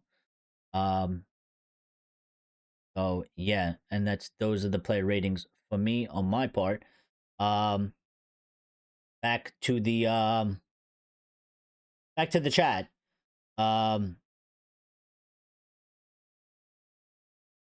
Almost says I will give him till next season to get his own players, and I still see the same stuff, then I want him out. Well, here's the thing. Again, like, he's going to have to get, I mean, number one, it is important that he's going to have to get some of his own players. And when we say his own players, I mean players that obviously work well in the system. They don't have to be players from Sporting or players that he's coached at Braga. They just have to be players that fit the system, like Dorgu. Clearly fits that left wing back position, what he's looking for. He's similar to what he's had at Sporting. But there has to be an improvement. We can't have a season like this, and he can't have the results that he's had since he's come in. There obviously has to be an improvement. Now, with that being said, we're not gonna go from where we are now. You know, let's say we get him 5 players. Getting 5 new players, they're gonna go into the squad most likely, and they're probably gonna be starting. I mean, that's what you buy them for, right? There's gonna have to be another adjustment period for those players. It's gonna take time for them to kind of gel because you're putting in a bunch of new players, um, in with the squad, and we're gonna have to see some development with these players that have been playing this system, and they're gonna have to be in good form, and we're gonna have to improve. But this is gonna have to come in waves, I guess. The way to describe it is that we're gonna have to improve next season. We can't do what we do this season, but we're not gonna get near. We're gonna struggle for fourth probably. And maybe that's the objective, is to try and get fourth, but that's gonna be hard. It's gonna be difficult. We have to put up a better fight, and I do feel like he would probably need another season after that to actually really get us to a strong, very solid place. Because I don't think, unless we have one of the craziest transfer windows we ever have, and I don't know if we're going to, because of the financial restrictions we have. I just don't see one transfer window able to propel us to where we want us to be, and how we want us to look. I think the transfer window should provide a platform for him to make us stronger than this season, make us better, and make us as close as possible to the top 4. I mean, I can see, maybe we finish in 6th or something. And I still think at that point that he would need another transfer window, because I think, and a summer one, because January obviously is one where we tend to not do business, and we can't do business, even though we should be doing business, and that's not his fault, that's the club's fault. But I just think that it will take two more summer windows for him to fully transform the team and get the team at a level that is, I guess, acceptable for what we would say in United terms, for what we want us to be. So, but Axe has seen enough. I mean, Axe wasn't really on board with him from the moment we got him, which is, that's up to him. But it is what it is.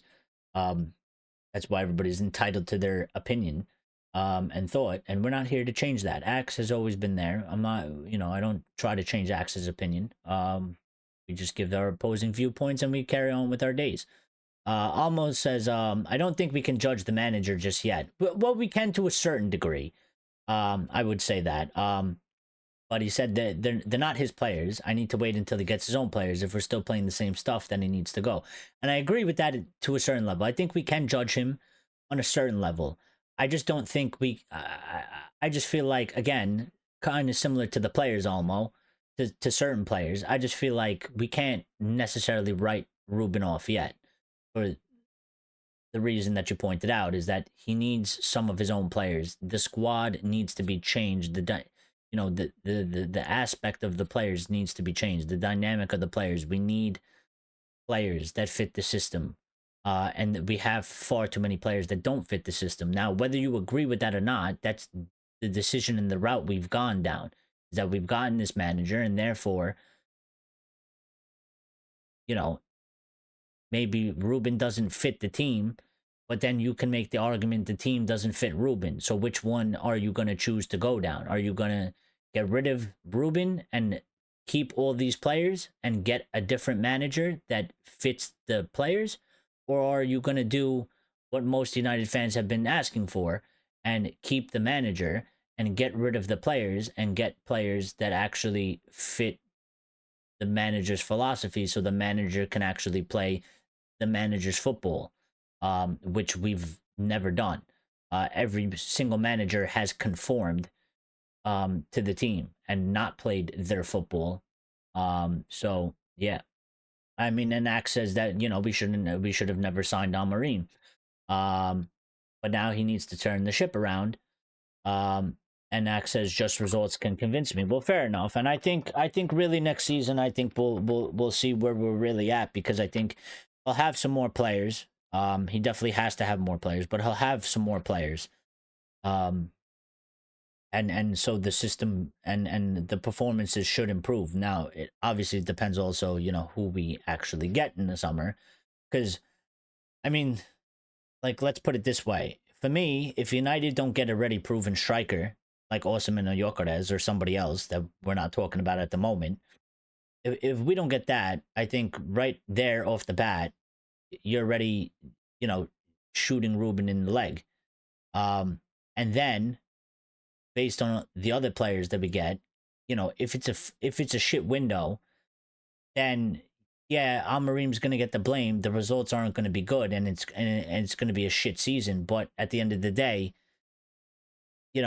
while he might be at fault for some things, again, but then the club will let another manager down, and we can't do that, because we have to stop doing those things. We have to stop doing those things because we'll never succeed. We have to provide the manager a platform and an environment for them to actually succeed. So X is cooking by X is asking everybody to let him cook. He's cooking. I don't know what he's cooking, but he's cooking something. Lyle says something's burning. X says he's cooking toaster sandwiches, which is ham and cheese. Listen, you can't go wrong with a ham and cheese sandwich. You definitely can't. So, X says, Amorim or not, we have to return to the academy model, take the youngsters, turn them into your players, and win. I think we're trying to do that, though, Axe. I do think we're trying to do that. I just think that it does take some time, and it's a bit of a difficult thing to do. I think it's easier said than done. I think when we did do that, the squad had a certain I guess ratio of or mix of players that was able to accommodate those youngsters with the academy model. It was the perfect mix of like academy model, but also these professionals that we also bought from other teams and put them into the team, right? I mean, not every player was academy. Sure, we had, the the um the class of 92, but the class of 92 wasn't the whole team. The class of 92 was 5 6 players, and we mixed that in with the rest of the squad from wherever we got them from. And it was the right mix and it was the right balance, and I think we do need to get back to that. We have to have the right mix, we have to have the right balance. It's important for us to do the academy thing, because not only one does it save us money, but it also makes the job probably easier, because you can fill positions, and then that allows us to strengthen the other positions and use the money that we have, albeit we don't have a lot of money at the current moment. But that's why it's more important. And I think we're doing that, but it takes some time as well to do that, especially if we've strayed off that path, to get back on that path, and then to get that sort of factory churning out the proper product takes some time. But there is a big focus on the youth.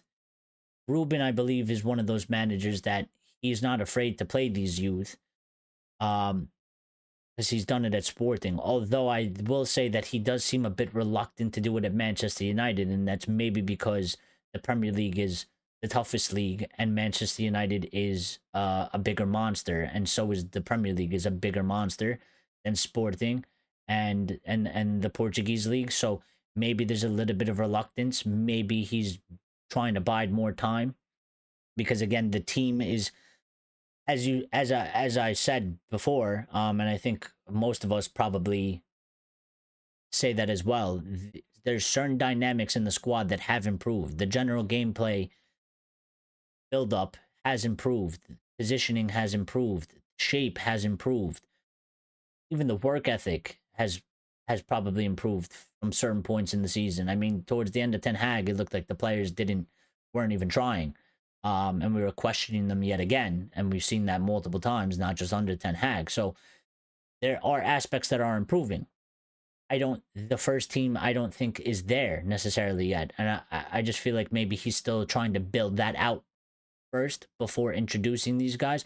Now, maybe when we go into next season and he does the preseason and he gets players in, maybe there'll be even more push of youth. Maybe we'll get even more players being more involved, and maybe even getting a starting position, because he did that at Sporting. There was experienced players there, professionals. They weren't doing the things that he wanted or was asking of. And they found themselves either on the bench or out of the squad. And there was, 17-year-olds starting ahead of them, 18, 19, young players starting ahead of them, starting consistently and putting in good performances. So I think he is a manager that wants to do it, and I think he will do it at some point. But it's probably something for next season. At least I hope it is. At least I hope it is. Everybody's discussing food. Now you're making me hungry because I haven't eaten anything yet, and I do need to eat. A good point. He can lie. He can complain. It's okay. Everybody's allowed to give their opinion. He can complain. Gray says next player to get opportunity from the youth? Question marks flying through. It's a good. I mean, do you mean one that hasn't featured yet? Like one that's kind of under the radar? Or are you talking about just in general? Because I think there might be a potential for Amos. I mean, he did only get the one display. He's been on the bench. He didn't get to touch the grass today. But maybe he's in and around there. There's obviously Cheeto, who might become more important as well. Collier is obviously. Did Collier get injured again? Because he wasn't part of the squad today, and he was supposed to be back, and he wasn't even on the bench. So I think he suffered another injury. So Ray says that I'm wrong. He said he doesn't want to play youths. Amos play. Will be never heard about him anymore. I just don't. I just think that he might. I think he's reluctant to do so right now. I think he has reasons for that. Now, whether you agree with that or not, or whether you think he should just be doing it now or not, is a different story. I think that he does hold that importance of the youth players. I think he's just doing it for certain reasons. Whether he's trying to bide more time for them, maybe they're not ready. And maybe I do really feel like he's trying to settle the first team before introducing these guys. I don't know in exactly what manner he did it at Sporting, but Sporting had a sort of a similar situation to us. And again, obviously two different beasts, but they had a similar situation to us. They didn't have money. Their team was a disaster. And he did make those changes at one point or another. And I don't know how quickly he did it. I don't know if he did it in his first season per se, but obviously as he continued to carry on, he continued to make those improvements. I mean, Giovanni Quenda being a starter over, certain players that were starters when he took over, and Giovanni Quenda being 17, is just one example. There was other examples in there. Now, there was other players that they have that are young players, like 19-year-old. There's Ivan Fresneda. He never played, but they don't rate him, and they say that he's not good. And he actually might be sold from Sporting. So there's reasons for that. So I think if they're ready enough, they'll probably come in. But let's see. I'll hold it out for next season and see how he goes down that path. If they're not getting opportunities, then I guess I gotta hold my hands up and say that I was wrong and that he doesn't want to give it to them, and he doesn't want to do that. But I feel like he will at some point. I just feel like he's made a conscious decision that now is not the time, and it's in his plans, but It's just not the time to do it yet. So, and people will argue that there's nothing to lose and why not do it now? And fair point, but he's the manager and he has his plan and he has his idea, and I'm willing to see how it unfolds from his view. I give him the opportunity to present it and show us. At that very much. Gray says Amos isn't even good enough for for Scunthrope. He is. I mean, he plays in our academy. But we'll see. Axe says he needs to transform the youngsters into world class players. How the F are they dominating the under X competitions? Well, I don't know. I mean, they are doing that, and that's sort of kind of, I guess, maybe the puzzle to it, right? Is that our youth academies, they do very, very well. The teams are doing very, very well. The issue is the first team, and that's kind of where my thinking is at right now. It's like you don't want to burn these youngsters and kind of destroy them because they're very fragile players. I mean, listen, even 23-year-olds, they're technically in the world, they're kids, right? I mean, me at 23 and sure everybody else at 23, to handle that sort of pressure and stuff, it is a big ask. But, kids that are kids, even more kids, 17, 18, 19 years of age, they are very fragile players. I know there's a lot of demand because you're a professional player in a sense, and you're playing a professional sport, and there's a lot of demand and there's a lot of expectations, but these players are fragile. I mean, you throw them out there, they make one big mistake, the team loses, you can absolutely obliterate their confidence, and that makes that kid, go into a deep hole that you don't necessarily want them to go into, because again, they're in a fragile state. They're still trying to figure themselves out, figure out their game, and also build, and they need as much confidence as possible. And I just look at it as like, well, if the first team with these professionals, these so-called professionals with these so-called experience, are struggling, and again, we have quite, at least half of the starting 11, at times, this is their first season. So I just look at it as like, he's trying to get the first team to be consistent, and have it be an environment that he can then introduce these youngsters into, where it's not so volatile, because you don't want to destroy these young kids, and you can easily do that. And then people always make the argument, well, look at Lamine Yamal, but like Barcelona is they're in a different place than us. Like these clubs are in different places than us. United has been a mess for over 10 years. And there's different situations. So you can't really do that kind of comparison. It doesn't work in that way. So Harry Amos, husband to a wife he don't have yet, father to son that is important yet, backup left back to a mid-table tier 10 German team. But yeah, I mean, we do need to develop these players, but I do think that it comes in due time. Almost says he thinks that Obi is the next one, or Kobe, or Kone. Is it Kobe? Kone. Yeah, I mean, those are also players that you could probably put on that list as well. Hopefully it's more than one.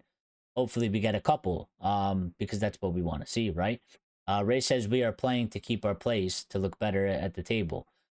Well, yeah, we're doing that, but also I think there's still some instability in the first team. And I think we still need to improve. Like the first team still needs to improve. And we need to get that base down. We need to get that level down.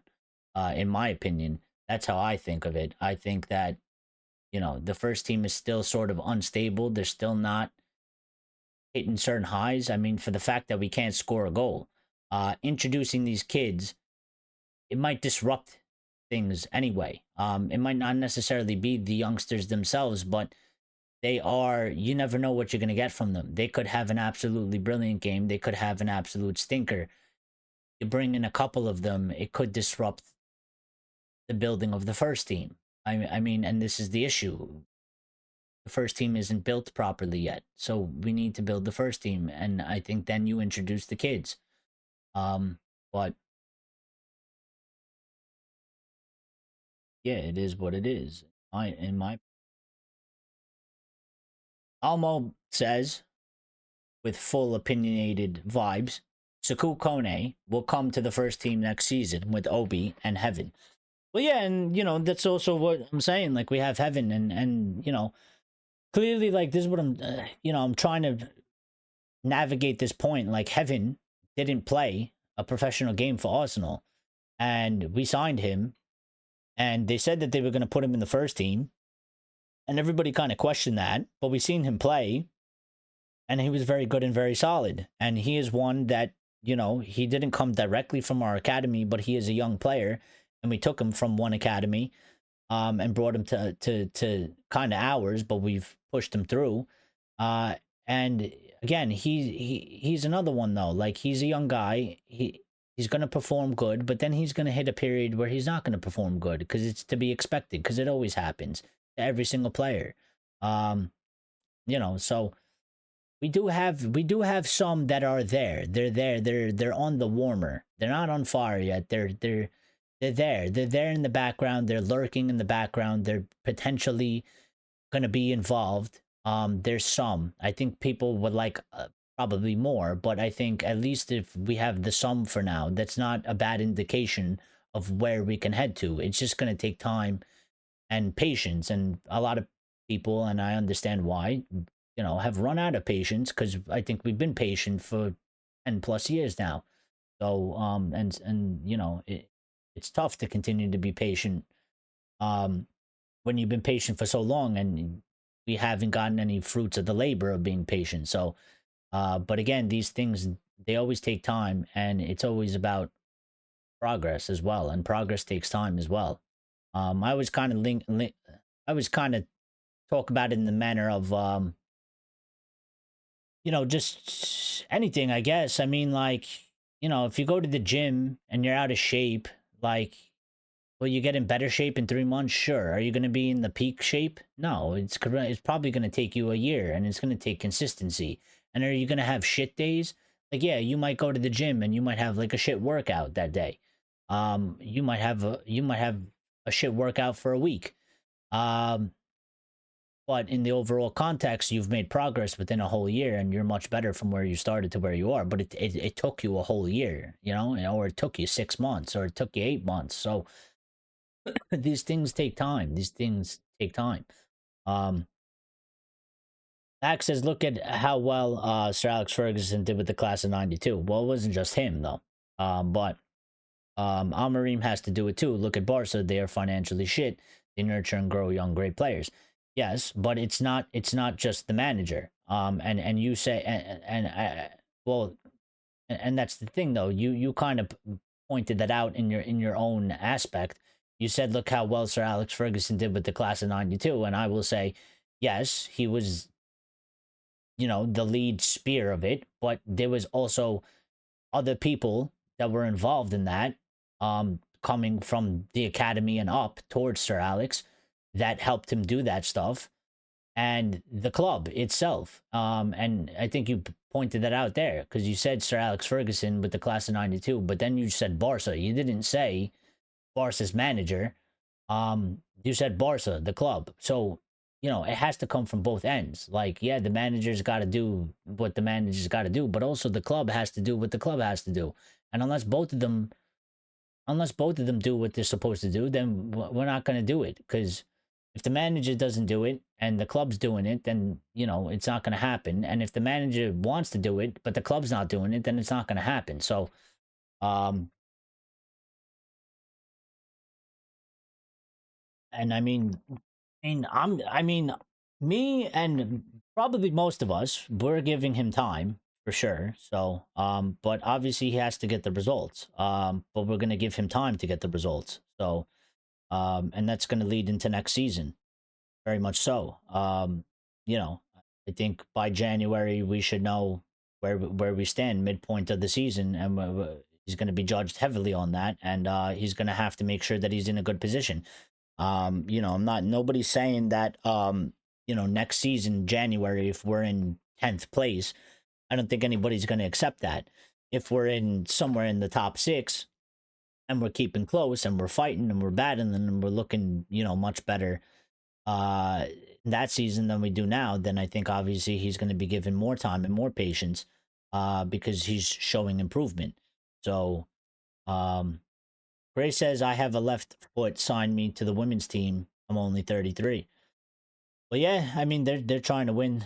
They're trying to win too, so maybe they could use you, Grace. Lions Class of 92 had a structured team to go into with the likes of Pallister, Bruce Irwin, Keane. We don't have that at the moment. We don't have that, but also even just the personnel.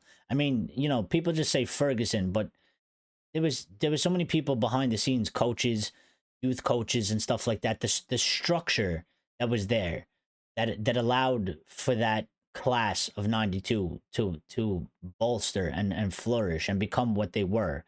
We haven't had that for quite some time. So it's not just the manager, it's the whole thing.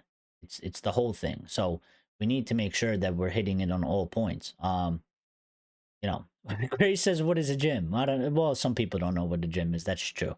Um, Almost says, do you think that we will sign young players in the summer or experience?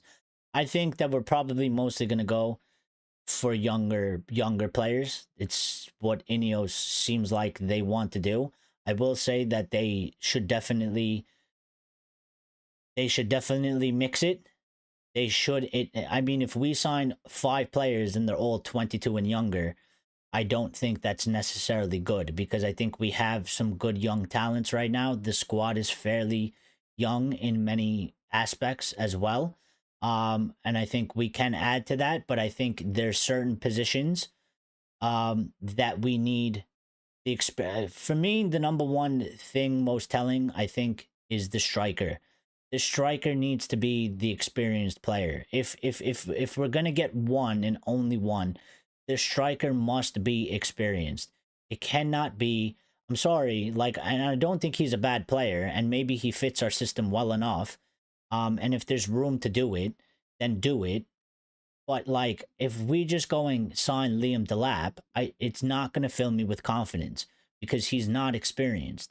He might be good. He might be what the system needs, but he's not experienced. And I think in that position solely, we definitely need experience. And then you could probably make an argument for another position or two, but definitely 100% the striker position, we need experience there. So if they go and sign Delap and they go, that's your striker, that's not going to fill me with confidence for next season. I'm going to be worried, and I'm going to be worried because you don't know what season Delap is going to have. He's a young kid. He can come there and he can score 20 goals, and he could have a shit season and score 5 goals. And he can be inconsistent and he can struggle. And if he is inconsistent and he struggles, which most young players tend to do because they're fairly inconsistent, they're hot and cold, unlike an experienced striker that's 27, that's been doing this for quite some time and has the experience in the highest levels of leagues, teams, and Champions League, etc., then Ruben's going to be screwed, because then we're going to have a striker again leading the line that's going to be struggling, that's fairly inexperienced, that's inconsistent, and is going to be in and out of form. And Ruben can't afford that, and the team cannot afford that, because we're trying to improve and we're trying to make progress. And as Axe keeps pointing out, at some point, well, maybe not for him, but for the rest, the majority, the patience will run out, and the results won't be there, and therefore that's a huge issue. That one that we can't really afford. So, we do need a mix, like I almost said after. Grace said, I don't mind signing younger players, just not for 50 million. Well, it depends. I mean, in today's market, 50 million is fairly almost nothing. I mean, that's generally the general price for most players, whether they're established or not. Because again, you might not like it, but this is how football is. You you can argue Euro is worth 25, 30 million. We paid the extra 25, 20 million for potential because he's 19 and in 3, 4 years time, he could be considered world-class center back. And that's what you pay for. So, the price is always fixed in, whether you like it or not, it is. And, I just accept it. I just, don't pay over that. I mean, I think 50 is fine. Don't pay 70 million. Don't pay 100 million. And not that we can, but I'm just saying, those things got me nervous. Like a Mudryk type of thing. Like pay 100 million for some like 18-year-old unproven coming from some league and some team. Those things worry me. 50 million is reasonable. You can work with it because you shouldn't, if you do lose money, you shouldn't lose too much money, or you can at least probably break even. So it's not that big of a deal. But yeah, Axe says to me that I have to create the Discord chat. I will. I have it. I just haven't made it a thing yet. I'm gonna talk to Lyle about it. I got to DM Lyle, so we're gonna work on that and probably add like 1 or 2 things. And I just got to test it. I want to test out the voice thing, because the voice thing is there. I just got to test it on like a stream. So I'm gonna have to do like a private stream, and test it for myself and see how that works between pulling people in and how it comes out on stream and the sort of delay and stuff like that. So I'm gonna do that this week. I don't know if it'll be ready this week, but if it is, then obviously I'll tell you guys. But I'll work on that this week for sure. It shouldn't be a lot, but I need to just find the time to actually do it and sit down. So when I do that, I will. But we do need it. You are right. I know, and I'm sorry. I've been promising this for a while, and it's my fault. So I do apologize for that. For keeping you guys waiting and stuff like that. It's not right. But yeah. I'm gonna do my best to get that in here. Almost as the striker will be Delap, I'm sure of that. That's the one I keep saying. Well, there's a couple. I mean, there's Delap, there's Osimhen, and there's Gyökeres. Now Gyökeres has cooled off a little bit, but the strongest one, in my opinion, that seems to be what's being fed to us through the news is Osimhen. So I don't know. We got to see. But can I put my Discord in the chat, Eric? Of course you can, Grace. You can put your link in the chat, and you can put it in the comments afterwards as well underneath the show if you want. So almost says we don't actually pay 50 million. We spread it over 5 years like we did with Euro. Yes, you're right. That's I can never say the word amateurization. I said it wrong, but you know what I mean. We do, everybody spreads it out. We do, but the point is, you can still go negative, because if you pay 50 and the player's shit, in 2 seasons time, and we paid 10 million, and we can only get 25 million for that player, we've lost 15 million, so we went negative in 15 million. So, that's the sort of thing that happens as well. So, the transfer fee isn't always, that's why you don't want to go too high. 50 million is acceptable, because you would say that you got a 19-year-old player, maybe he wasn't what you expected. You should be able to sell him for a price. And if you don't give him a stupid wage, you should be able to sell him for a price where we at least break even. Or if we do lose money, we're only losing 5-10 million, and we're not losing money on the likes of like how we lost money on Sancho. Although somehow I think we're getting a profit on that, but definitely a player like Anthony, we're going to lose a lot of money on him, at least half, if not more than half. So, Lions, if you want to help, you can help too. I don't mind anything. It'd be better than Højlund. Well, the thing for me is, here's what I'll say. If there's a way that they move Højlund, where we don't get screwed with the PSR, right? If there's like somebody interested in buying him for, I don't know, 35, 40 million, whatever, and the PSR checks out, and they then go buy Delap and they get Osimhen or an experienced striker, I'll be okay with that. But if they tell me that the striker for next season is going to be a 19-year-old kid that had one season in the Premier League, I'm going to be worried. Not because I don't think that, not because I don't rate the kid, but because that's not what we need. We need experience. So if you want Delap, and you say Delap is better than Rasmus, I wouldn't even disagree with you on that. But I would say that the move then would be you would have to move on Rasmus. You get in Delap, and you still have to go and get the experienced striker. So if you can't do that, then you just have to go and get the experienced striker, and you can't go for Delap, because I think I really do feel like if we go and get Delap, we're going to be in trouble in terms of that.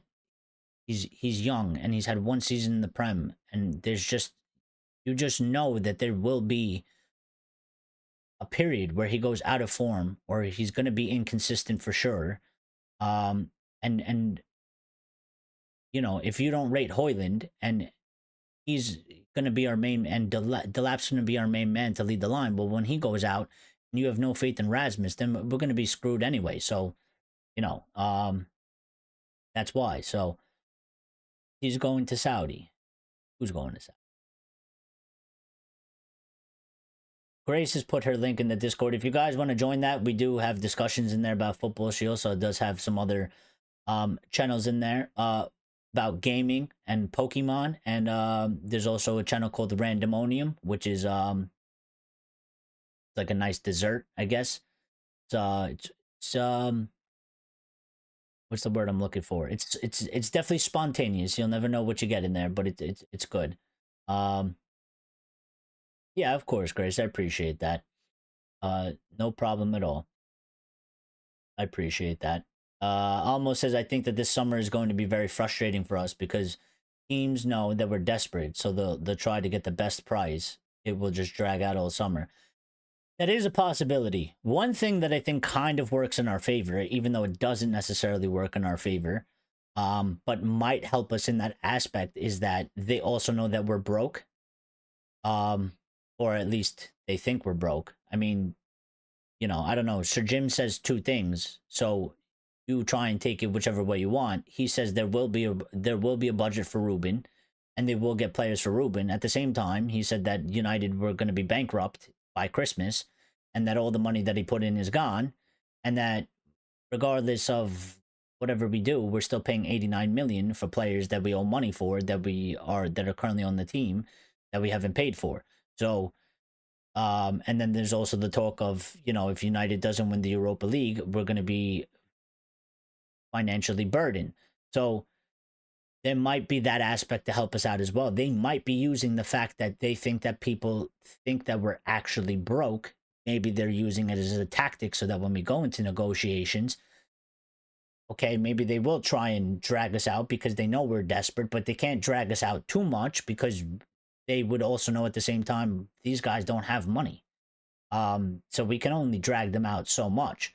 And it depends. Like, yeah, that'll hurt us for a player maybe like Gyökeres or Osimhen if there is multiple clubs interested and top clubs. That will probably hurt us because we won't be able to compete financially. But if it's for a player that maybe some top teams aren't in there, like some teams that aren't financially better off than us, maybe it'll help us to get a fairer price. So, there might be a silver lining in there somewhere, hopefully. Axe says Anthony is dominating La Liga. How the hell it's on Amorim? It's absolutely not on Amorim. Anthony was shit for 3 seasons. Anthony is now part of a team. His bro romance with Isco. You mean Rashford?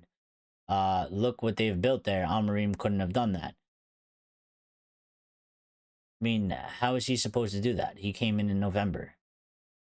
Aston Villa already had a squad, and Unai has been there longer.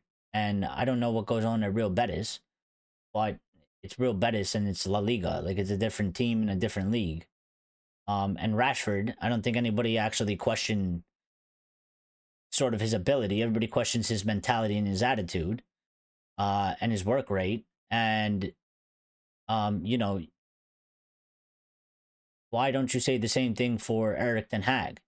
If you're gonna say it for Amorim, I mean, be fair at least. If you're gonna blame Amorim, blame Ten Hag as well, because Ten Hag bought Anthony. Anthony was Ten Hag's player previously. Brought him to United. He was shit at United. Couldn't make him good at United. So if it's Amorim's fault, it's Ten Hag's fault too.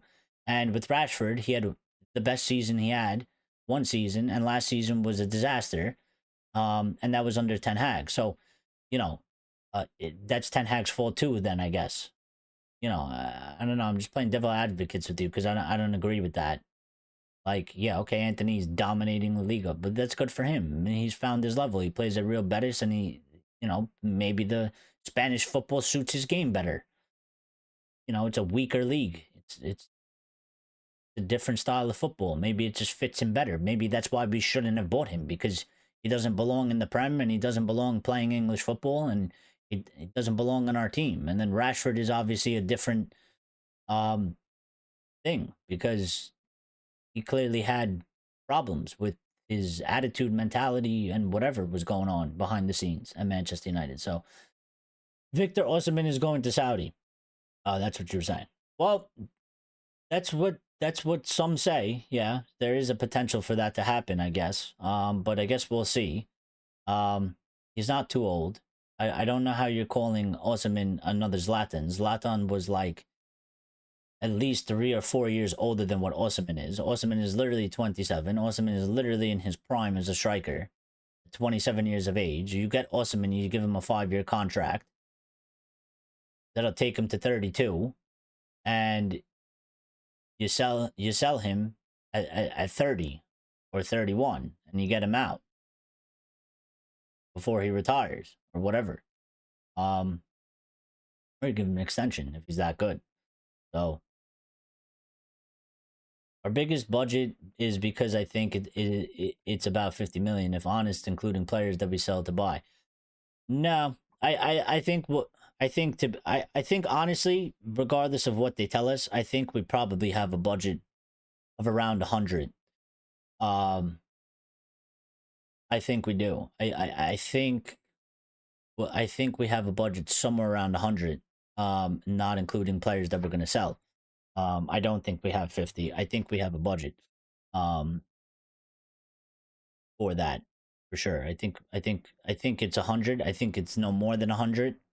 Could be a little bit less. Maybe it's like 80, but I think it's somewhere around there. But I think they're kind of playing both sides of the PR game. I think that there is an issue with the wages, with the budget, and spending and stuff like that. But also, I think they might be using it as a little bit of an excuse as well, because they've gone down this route of cutting costs and not saving money, and maybe they're using it as a little bit of an excuse to not spend so much money.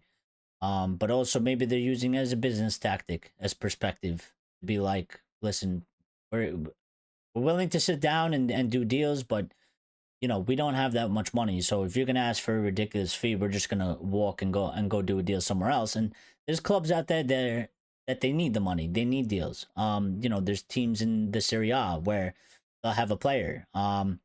We could probably get that player for 35 million or something. They're gonna ask for 60.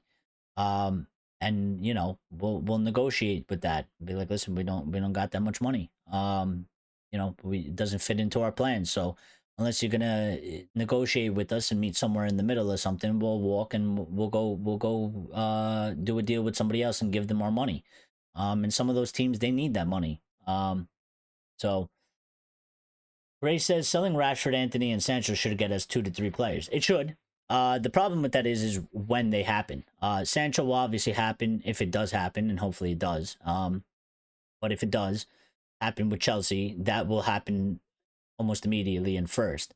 Rashford then has the potential for that to happen as well, because there's the buy option that's there that can be activated, so that can be done fairly quickly, unless he chooses that he still wants to go to Barcelona, which I still have an inclination that he might want to, but I don't know. Maybe his mind has changed now that he's gone to Villa, and maybe he's enjoying himself there, and they're competing. Maybe he's willing to stay there, so maybe he ends up staying there. And then Anthony is one that's tricky because I think Real Betis is a pain in the ass because they're one of those clubs that seem like they don't have too much money.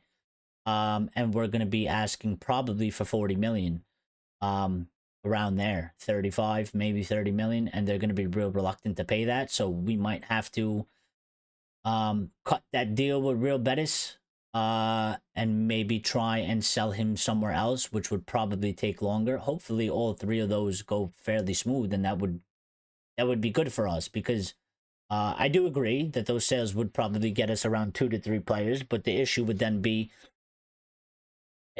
if those deals, or well, not Sancho, but let's say for argument's sake, Sancho, Chelsea paid the 5 million to send them back to us, and then Rashford decides that, or Villa decide that they don't want Rashford. Now we have these 3 players that we have to figure out how to sell or where to sell. And if that takes well into July, that's obviously going to block us from getting the players in that we need, because we won't be able to spend it till we get the money in, or at least that we know for sure that we're going to be getting money in. So it is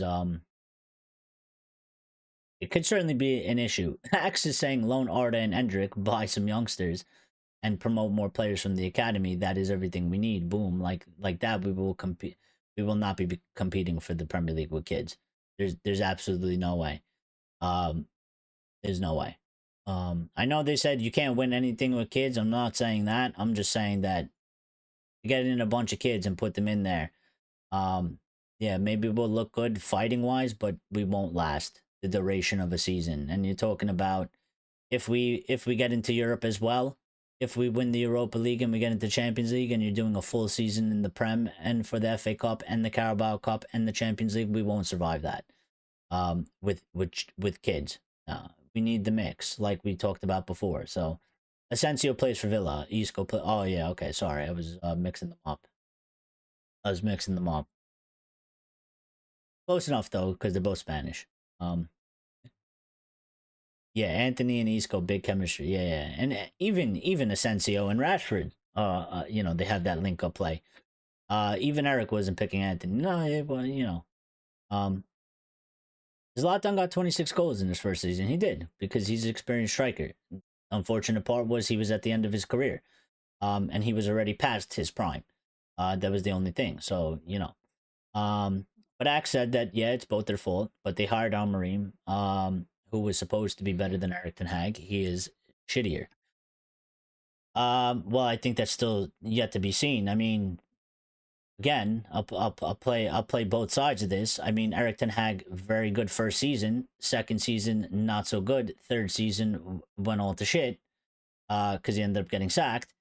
And it wasn't a good start anyway. I mean, when he got sacked, we were 13th or 14th, and we've kind of hung around there. But Amorim first season, again, middle of the season, different circumstances, didn't have the preseason that Ten Hag got in his first season. Hasn't gone good, right? It's been a struggle, but still yet to be seen, because he gets another crack at it next season, and if he does very good next season, then there's more of an argument to be made. So, yeah, Zlatan was too little, too late. He was. Even though 26 goals first season, very very good. But again, there was no longevity in that, and that's kind of the point that I'm trying to make with Osimhen.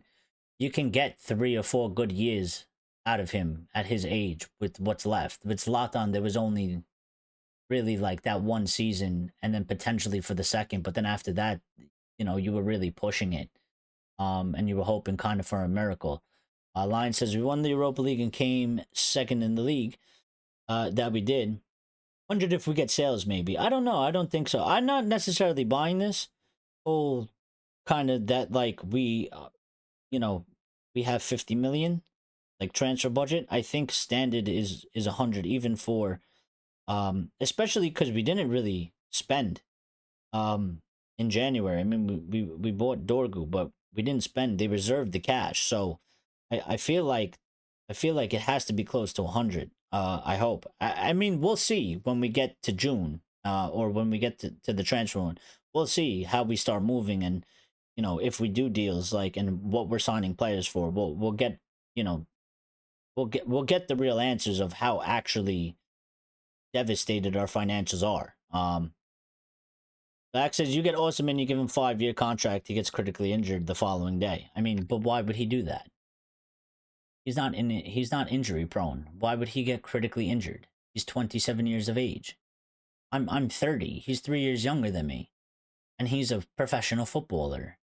He should be fit. He shouldn't be getting critically injured. I don't, why would that happen?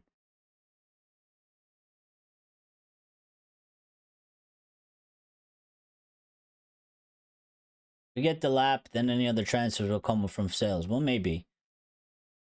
But what's his release clause? His release clause is 40 million, no? The lap? Doesn't he have like a release clause or something? Yeah,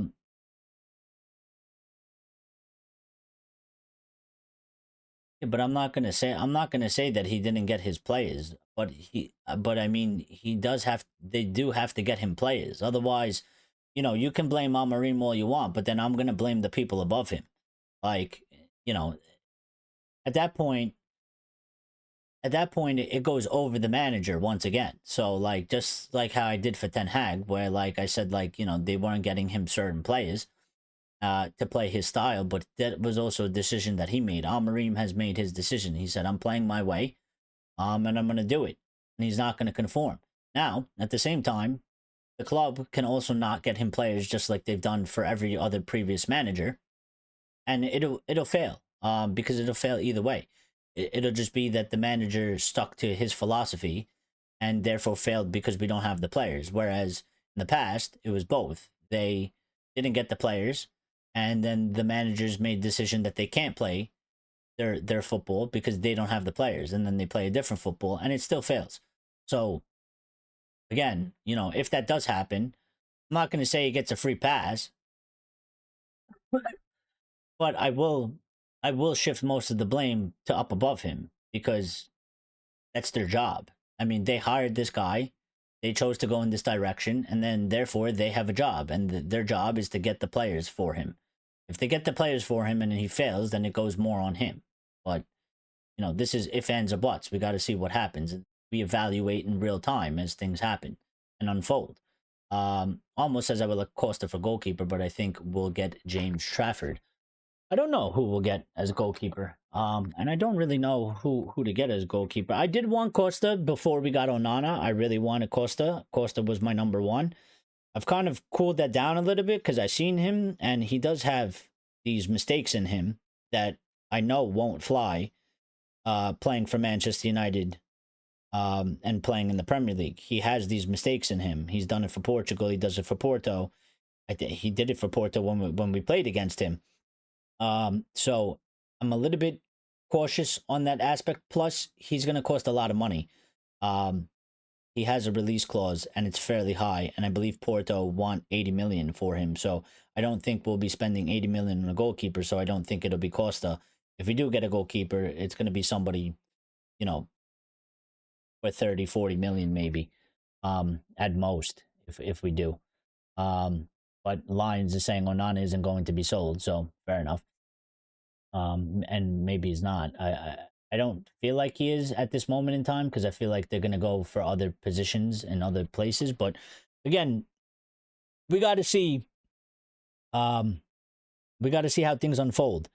I don't think that we're that far off fourth when we sacked Erik ten Hag.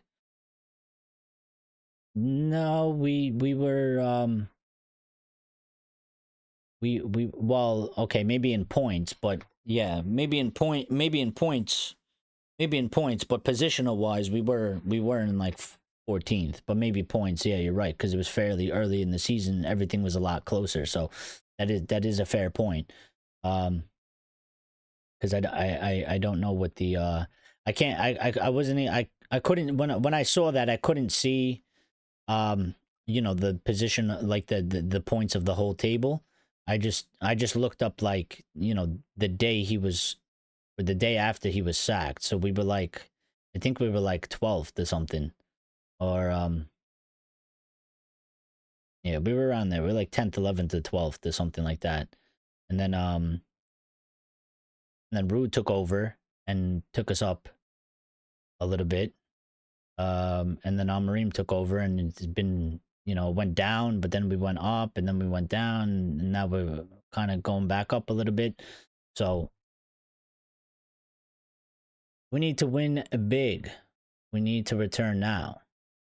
Well, that's not going to happen. It takes time. So, everything is a process, Axe. Everything is a process. There's literally no way that it's going to happen next season. We've started this process now. You want to count this part of the process, I don't know, months of the process. Next season will be a full year. So it'll be like 1.5, I guess. And we probably need another 1.5 after that to really get there. But that doesn't mean that, along that way, we obviously have to make progress and we have to go up. But we're not just going to jump from one spot to another overnight. It's impossible. And it doesn't work that way. It never works that way with any club. 40 million, but that's my point. Ipswich are saying that it won't be as easy. Teams think they can get him. I can see it just dragging on.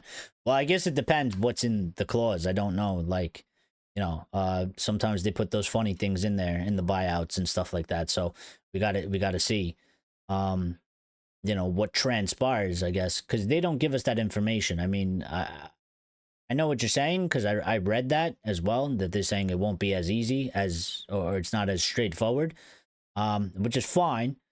But, when they tell us that, if they know that, then why can't you tell us what it is that's going to make it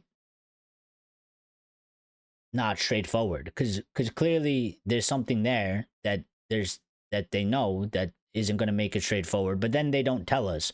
So I don't know if it's just, exaggerated bullshit in the media to make the story better, and maybe they're just making that part up, or they're playing games one way or another. I mean, I don't know. I never understand why we can't be privy to that information. If you know that it's not going to be straightforward, then why, as a journalist, did you not find out from the source that you're getting this information from? Why did you not have them tell you what it is that's actually there that's not going to make it straightforward? Why can't you tell us that? Why wouldn't you tell us that? Why wouldn't you figure that out? Like, if I'm a sports journalist and I'm getting information, they're saying, yeah, here's a 40 million buyout clause, but it's not as straightforward as it appears on paper. I'd be like, my next words out of my mouth would be like, why? What's there? And then I would demand an answer. So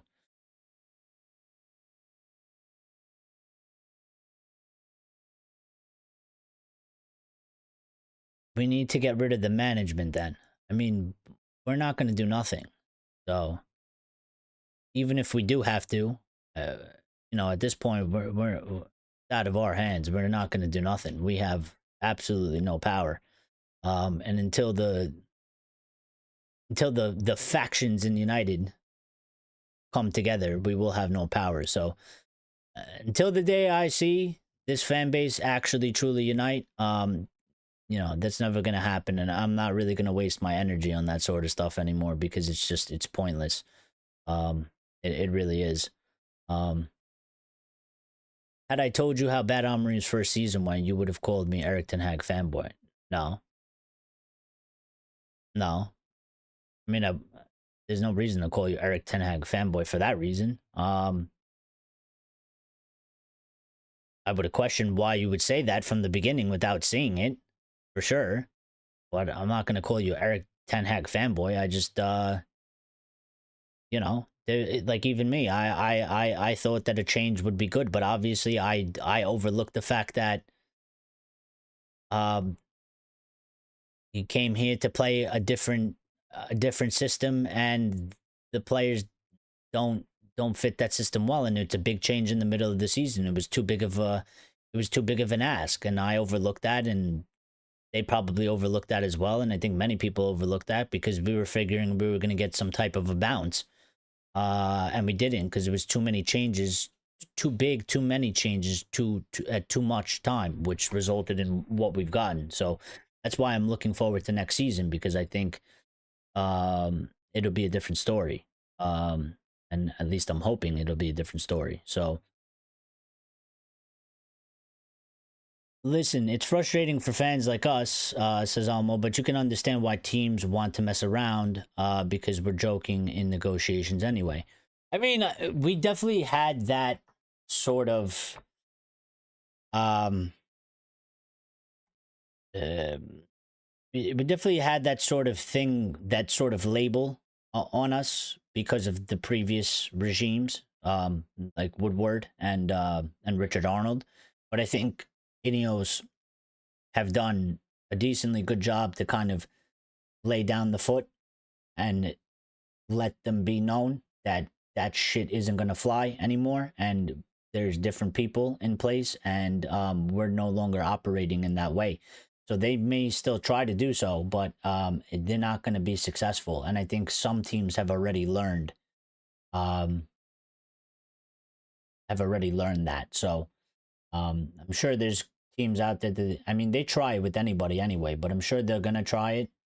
Um, but I think Ineos has done a good job to kind of lay down that foot because the transfers that they done, the fees.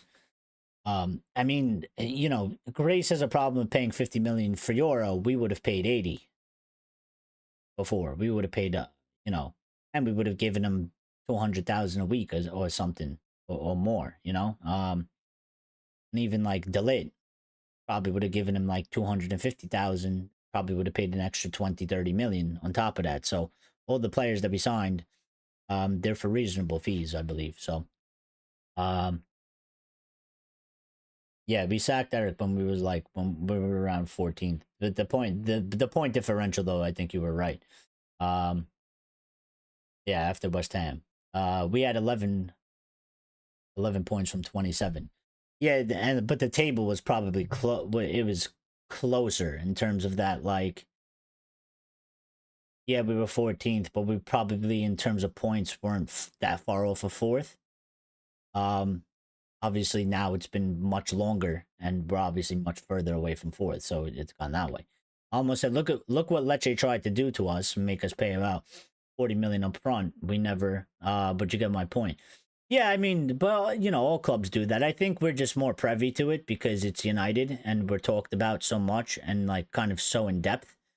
Um and yeah, it just they're gonna try it. I mean, to be fair, even the Lecce thing, they tried to do it with other clubs. It wasn't just us, which is why teams were kind of cooled off. I mean, if you look back at the stories from the summer we just had, Liverpool were looking at Dorgu, and there was one or two other teams, and they kind of backed out because Lecce was doing the same thing. They were demanding 40 million, and they wanted it up front, and nobody really wanted to do that deal. But I will say that, you know, even though they did do that to us, we still got the deal done, and we paid less, and we did the deal how we wanted it to do. So, you know, in the past, we would have probably ended up paying 50 million up front. You know what I mean? Like it would have gone the other way, where in terms of like, you know, you're always going to have this back and forth battle and fight.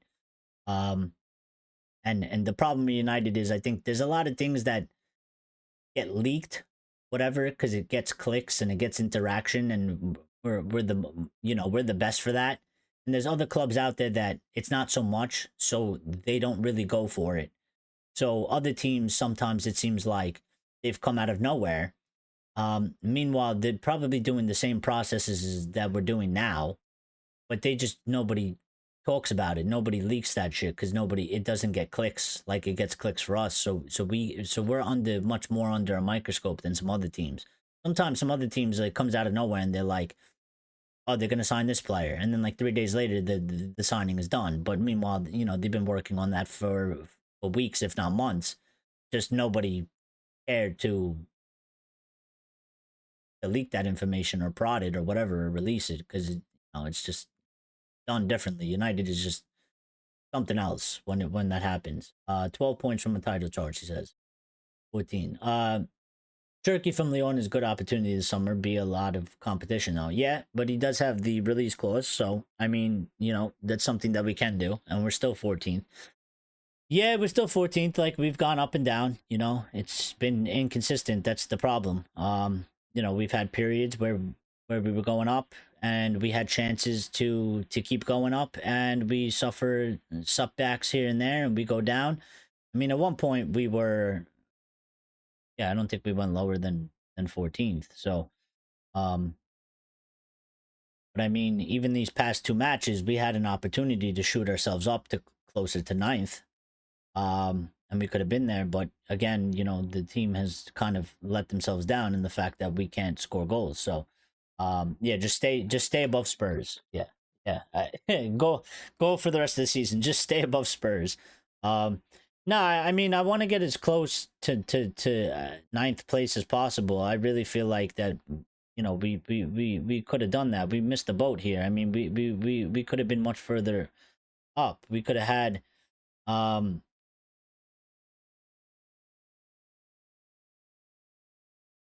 we could have had 43 points right now. We would have been tied with Palace on points, and we would have been 4 points from Brighton in ninth. So, but this is what I'm saying. Like, it's just been too many changes, too big changes, too much at one time in the midst of a season, and it's obviously led to inconsistency. And the season didn't start off well anyway, and it wasn't going well anyway. So we it was something that started early, and it's just carried and continued on through the season for one reason or another, whether it was a different one or not. Um, you know, we struggled in the beginning. We came in, we made a bunch of changes in the middle of the season, and that's always going to have some sort of instability, I guess.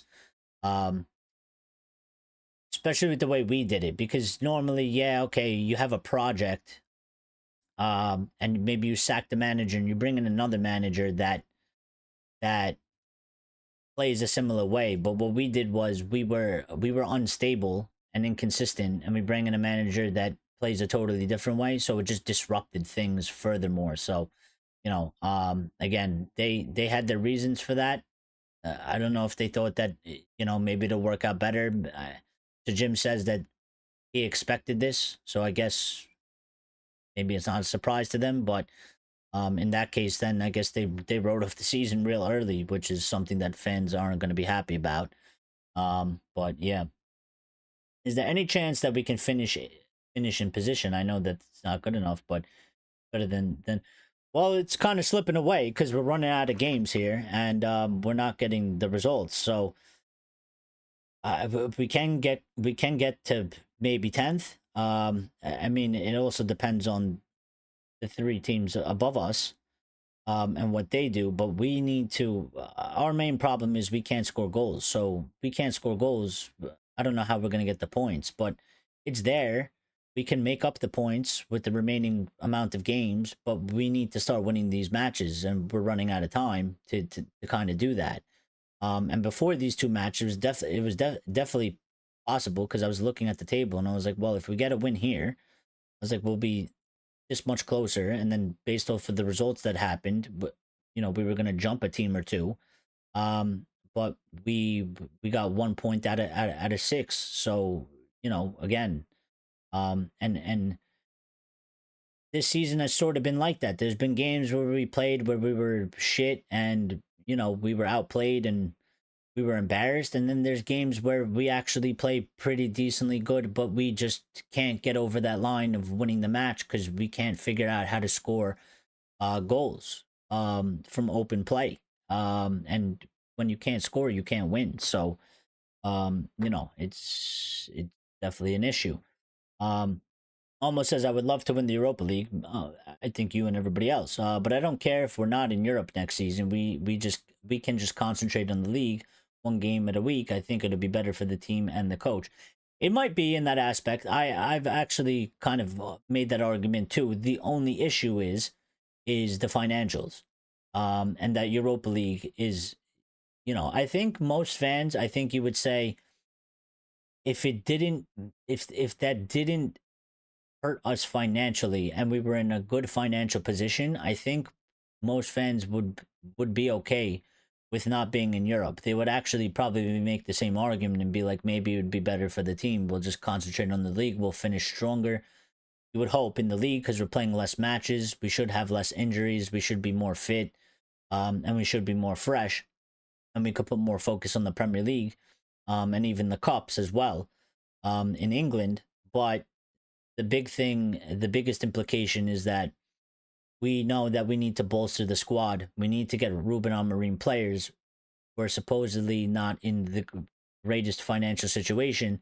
And if we don't get in Europe, that's going to hurt us and it'll hurt Ruben and it'll hurt the club as a whole, because maybe we won't be able to do the transfers that we need to do. So that's probably the biggest thing as to why. But I do, we kind of been saying that for the past year and a half or two, that maybe United not being in Europe won't be the worst thing. Like, obviously you want to be in Europe, but if we're not going to be in the Champions League, sod the European League and just the Europa League, and let's just take a season out. Let's finish, or let's do as good as possible in the Prem, maybe to help us out, and then we kind of do a little reset from there and go forward. But we actually need this money. So 4 points off Brentford, 12, 5 points off Palace, 11th, 7 points off Bournemouth, 10th, and 9 points off Brighton, 9th, 10 points off Fulham, 8th. Yeah, and it wasn't like that before these two matches. So that's what I'm saying. These two matches have kind of screwed us there. But I think we can definitely get above Palace, I think, by the end of the season, because I don't think they're too far off if we figure out how to win matches. And I mean by figure out how to score, which I don't know if that's going to happen or not. But yeah, now the gap between us and Brighton has extended quite a bit with the amount of matches. I don't see them dropping that many points, and I don't see us being able to go on such a consistent run to make up those points. So that's kind of gone out the window. But we need to win the next match. Never give up. Amorim has to inspire someone the team needs to win. Well, I mean, again, like, I don't even think the team is playing bad, though. The team is they're just struggling to score, which is like one aspect out of the team is playing, dysfunctional football. I think the football is actually not even that bad. I think the manner in which we played, especially the last two matches. I mean, before the break, we were getting over the line. Like, we were playing decently enough, and we were figuring out how to score. We went on international break. We've come back. We've played two matches. We can't score a goal. But we didn't even play bad. I mean, Forest, we dominated them. They had one counterattack, one shot. They scored a goal, and then that was it. And we couldn't do anything. And then today, I felt like we were better than City. City weren't even great, but we were better than them. We created more dangerous chances. We had the better chances. And again, we can't get the ball in the net. So we don't win. I think even if we manage to score one goal today, I think we get the 3 points. I don't even think City equalized or anything like that. But we can't do it. So I think there's one aspect of the team has improved, but the other aspect is still lacking and needs severe improvement, because it's an important aspect. It's goal scoring. You don't win matches if you don't score if you don't score goals. You're not a good team, and you're not a competitive team if you can't score goals. So we need to figure out how to score goals, and maybe we just can't do it with the attacking options we have at the current moment. Maybe that is the issue. And if that's the case, then it's not gonna change from the next last like seven matches in the Prem. It's gonna have to be something that hopefully is fixed for next season when we bolster the squad, and get new players in. So we'll see.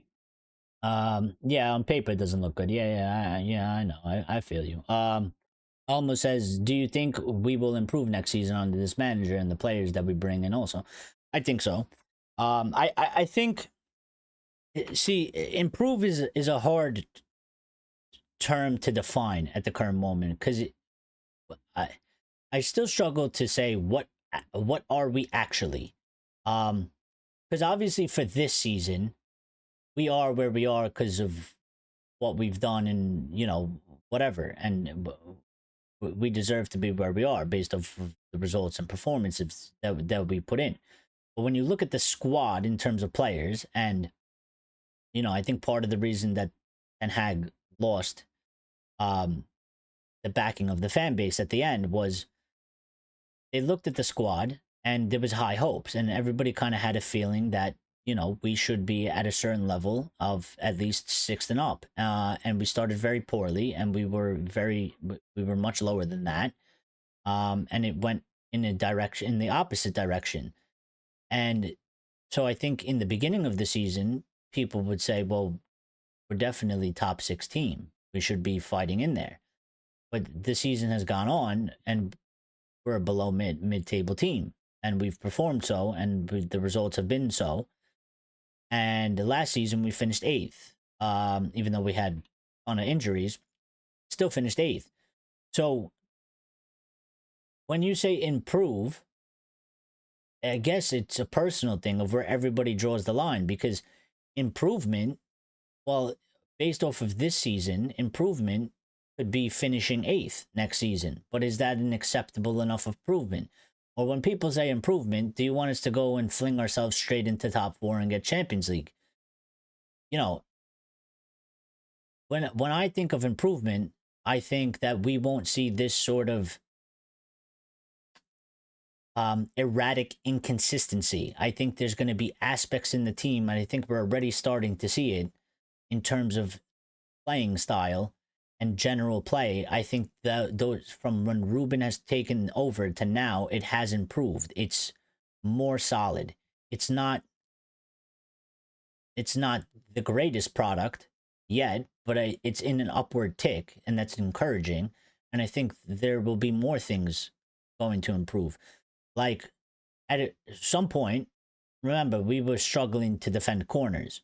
We're doing well on corners now, but there was that period where we suffered so many goals that we're actually tied for most goals conceded from corners. But from the end of that period to now, we've done well to stop conceding from corners. That has improved. So there's like aspects that are going to improve slowly but surely over time as we go forward. And I think some have already done so. And I kind of expect the other aspects to kind of catch up. My big concern is the attack, because that will help us out immensely. I think defensively, we're not that bad. I think defensively, we're actually structured pretty good right now. We're not shipping a ton of goals. We still have mistakes in us, and we still make some bad decisions here and there, and those have to get weeded out and rounded out. I don't think that's necessarily an issue. I think that's usually part of the normal process with any team. The attack is the one that's bothering me the most, because if he can figure out how to get this team to score 2 to 3 goals a game, we're going to be in such a much better position, because even if we do have lapse in concentration or we do suffer a set piece or something like that, we'll be able to score our way out of it. The issue that we have right now is that we can't score our way out of anything. So if we play decent, we don't get the result we deserve. If we're playing mediocre, sometimes you get lucky, you get a couple goals in the net, you don't deserve to win that match, but you get the 3 points, and that can save you in a season, because you do that a couple times, that adds up over a period of a season. We've had a mixed bag of basically everything this season, which is where we are. So I do think that it won't be this unstable. I think the period that Ruben Amorim's come in, I think it's been very inconsistent and unstable. I expect it to be more stable. I expect it to be stronger. So in those terms, there should be improvement. We should not be hanging around 10th place. We should be up there, and we should be battling it out. I still think it's going to be a bit of a struggle during the period during the season, but I think we should be up there. We should at the very least be up there. We should be somewhere in the top 6 positions, fighting for those spots in and around there, and we should be able to hold on to that for the season. We shouldn't, fall away and end up in 9th, far away off of 4th. We should be hanging in and around there, and we should be battling for those spots next season. So yeah.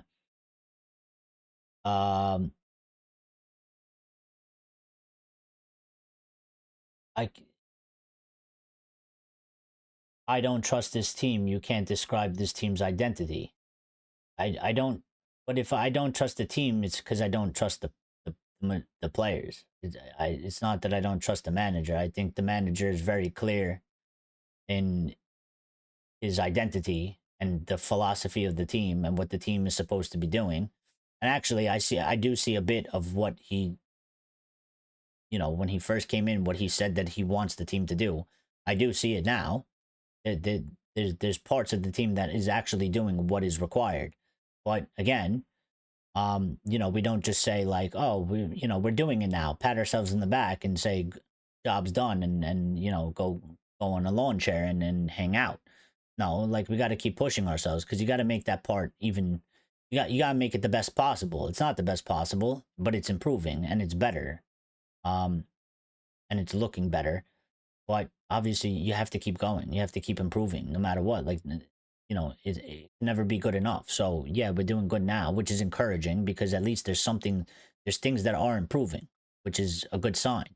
Now, the other part is to get the other parts that are struggling up to par, or improving in a certain aspect. So we got to level out those aspects. So almost says, I was watching Goldbridge the other day, and he said something that stood out to me. Our goalkeeper is 14th in the league for shots, and we're 14th in the league. That just tells you everything. Well, yeah. I mean, 14th in the league for shots. Well, I'm confused by what that means. 14th in the league for shots. 14th in the league for shots. How? Like shots conceded? Shots saved? How does that go? I don't even know. I also think that the defense doesn't trust the goalkeeper, and that is a huge problem going forward. That's why we need to get rid of him. Yeah, I mean, yeah, you have to. The defense has to trust the goalkeeper. I think. I mean, I don't necessarily get that feeling. They don't necessarily play. I feel like they don't play in that way. I'm not saying you're necessarily wrong. I'm just saying, like, I don't get that feeling from the defense. I had that feeling in the defense with De Gea in the last season, and not because, I mean, he was making errors saving too. He wasn't, he was still doing De Gea things, but he was making some errors shot stopping wise, but we were really forcing him to play with feet, and De Gea was super uncomfortable with that, and then you could tell that was going on the defense. And they were kind of uncomfortable with that because they didn't trust him with his feet. And that's when I sort of got that feeling. And it wasn't like they weren't trusting his abilities in stopping the ball. They weren't trusting his abilities in his feet. Our defense, I'm sure like maybe they have some reservations, but they don't defend in a way where I feel like they're constantly worried about Onana stopping a shot, because at the end of the day, that's on him. They're just out there doing their job as defenders. They're doing their job. And he's quite good with his feet, so I don't think they're worried about that. But Axe says Onana is the last problem, really. But that's what I was trying to say. Like, I will say that he is a problem. But like I've said for multiple different types of players, I even said it for Rashford, and I said it for Bruno as well. And I said it for other players as well. there are players that they can be considered a problem, they can be an issue, but again, there's a hierarchy of issues, and you have to label that out. Now, Almo considers Onana top issue, so you know it's just one way of looking. He's looking at it from a different point of view than we're looking at it. We're looking at other aspects, saying, "No, these are more important." He's telling us that this is more important. So, I mean, not necessarily that we're not wrong or right or whatever. Like it could all be true. It's just about, I guess, where you rank them. And then I guess that comes to a personal thing, I guess, of how you would set up your team. So that's where you start attacking it from, and I guess that's how where you would build the team up from. It comes more from a personal thing, and I guess the plan you set forth. So, but Axe says we need to dominate the midfield, which I do agree, because it's important to the system that we play, and control the game, and I agree, because it is important to Ruben's system, and that's how it's supposed to play.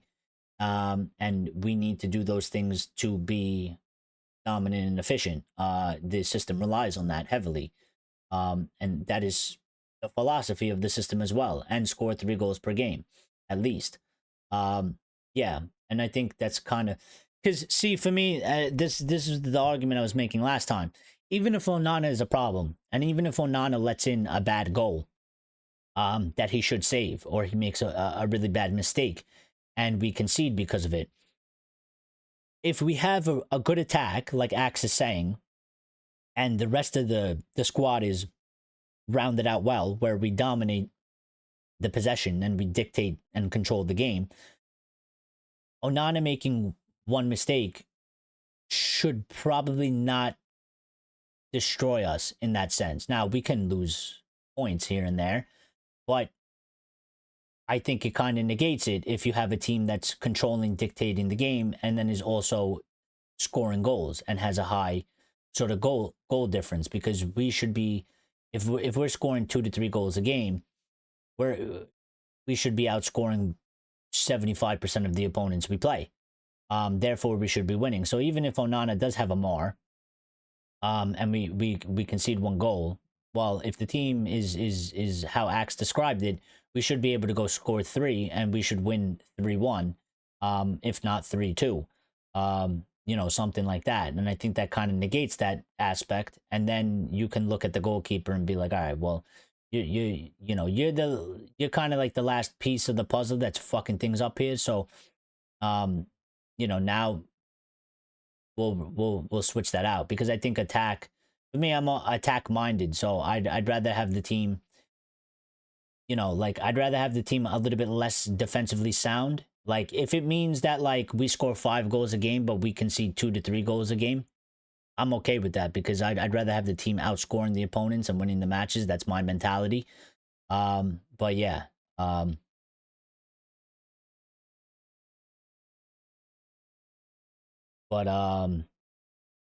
He has like 64% conceded conversion rate. Well, that's not good. Can't be having that. So, yeah, I mean, no, I'm well aware that, he's not the goalkeeper that I think, the ones that were asking for a ball playing goalkeeper, and the ones that were asking to replace the De Gea, I don't think he's the one that we wanted. You know what I mean? You think he's terrible with his feet? No, he's for me. I mean, listen, I don't analyze goalkeepers too much. I'm gonna be quite honest. It's the one position I probably don't care too much about, or know about enough in terms of that position. It's a position that doesn't interest me too much. So I'm not gonna profess that I have as much knowledge about that as other areas of the pitch, or people that really analyze that stuff in depth. So I usually take probably their word for it. But for me, when he has the ball in his feet, I'm never worried in terms of, like, I've seen goalkeepers kick the ball kind of like Binder. Like, Binder worries me. Like, when the ball goes to Binder's feet, I'm shitting myself, because I don't know where the ball is going to go. And I've seen him kick the ball directly to the striker, and our team is pushed up past midfield and giving the strikers pretty much like breakaways. And that scares the shit out of me. Um, or it not making it over midfield line. Or him getting caught with the ball in his feet when they're getting pressed. Now, Onana, when that happens to him, I don't have any fear of that because I've never actually really seen him. Sometimes he miskicks the ball when he kicks it long and he kicks it out of bounds or whatever. I mean, this shit happens. You don't want it to happen, but it does happen. All goalkeepers do it. And also, your team is a part of that as well. If your team, if the playing outfield players get pinned in and you put the goalie in a bad position, it's going to be hard for him to make a really good kick. As long as he fucking clears the ball to midfield, I guess I'm okay with it. To the sides, not in the middle of midfield. But yeah, I mean, when he has the ball on his feet, I'm never worried. I'm fairly calm and collected about that. I feel pretty confident with the ball on his feet. He doesn't tend to make like grotesque mistakes with it. But yeah.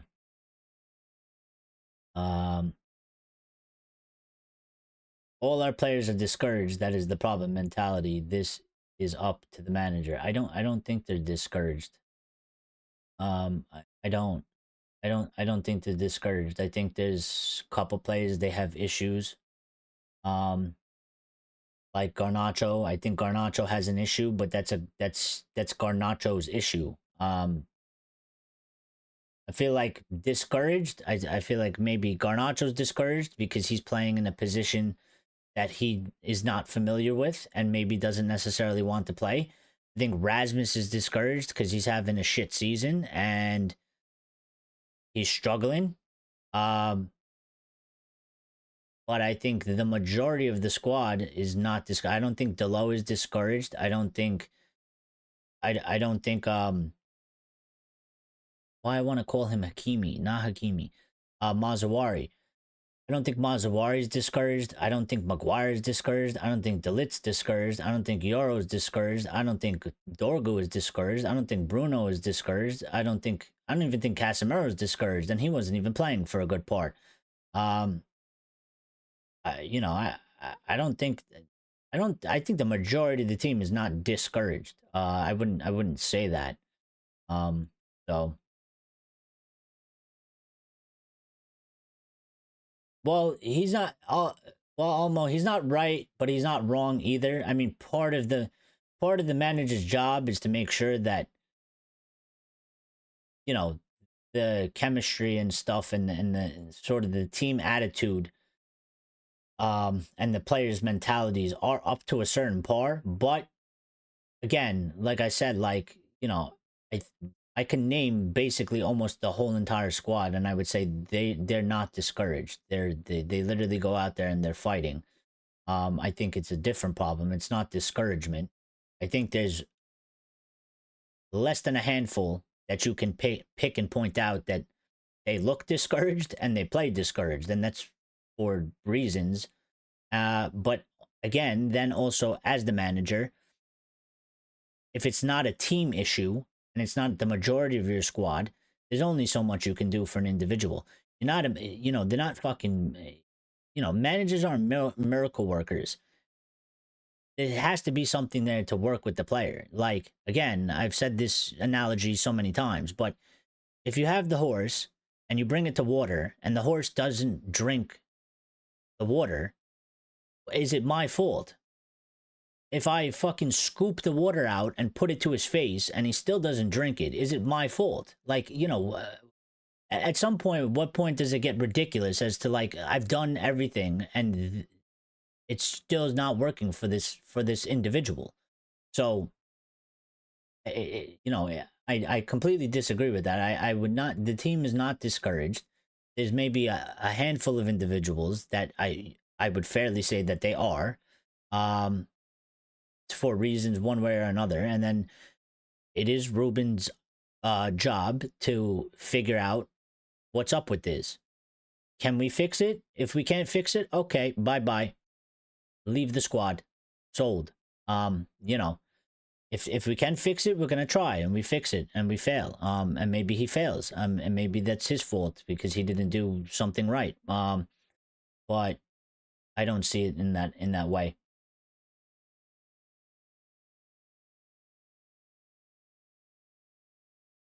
I mean, there's also the coaching staff. I mean, it's not just Ruben Amorim. There's also the coaching staff. And yeah, I mean, to be fair to Almost point, I mean, actually asking for motivation, but like, yeah, we are 14th in the league for goals conceded. I mean, but we're 14th in the Premier League. The season is over pretty much, other than the Europa League. I think the only thing that they're pretty much, I mean, I think they're as motivated as they probably can be for the point in the season that we're in, considering that they have down tools and they're not like walking around like how we've seen them do it under Ralph and kind of towards the end of Ten Hag and you know, under Mourinho and stuff like that. Um, I mean, but you know, I think the highest probably motivation, I think they have it for this season. I think they're doing it. I mean, when I watched them today, they looked pretty motivated to me. Um, they just have a problem scoring goals. I don't think that's a lack of motivation. I think that's a lack of execution, which is two different things. It's not, you could be as motivated as you want. Um, Motivation doesn't necessarily correlate to execution always. You know, so pulling a 24-hour stream. No, I'm about to get off. I'm just finishing up the chat because you guys are making good points, and I like the you guys are making good points. So I'm just going along with the chat. I like the conversation. Axe says he's solved next season. I'm wearing my pajamas, and I did that. They aren't horses. They're professional football players. Just talk to them. Okay. That's even worse. You want to know why? Because human beings are human beings, Axe Lord. And I can talk to a person for 17 hours straight. I can lock them in a room and chain them to the wall and talk to them for 17 hours. And they can tell me, yeah, I understand. And the second you let them out of the room, they do exactly everything the opposite of what you just talked to them for 17 hours. Sometimes it's just an individual problem. Sometimes you just can't do anything about certain individuals. And I will say that the team as a whole is not unmotivated, and that is not an issue in the squad. There are maybe a few players out of the 25 that are an issue, and you have to try to work with that.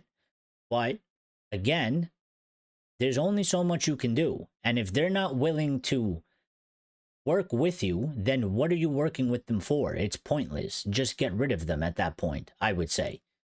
You know, like again, and you're right, they're not horses, they're professionals, so they should put in the work properly. I mean, again, you know, I don't want to keep bringing them up, but like somebody like Marcus, I'm sure they tried to do things with Marcus. Now, if Marcus isn't doing things for Marcus, then what's the point of working with Marcus?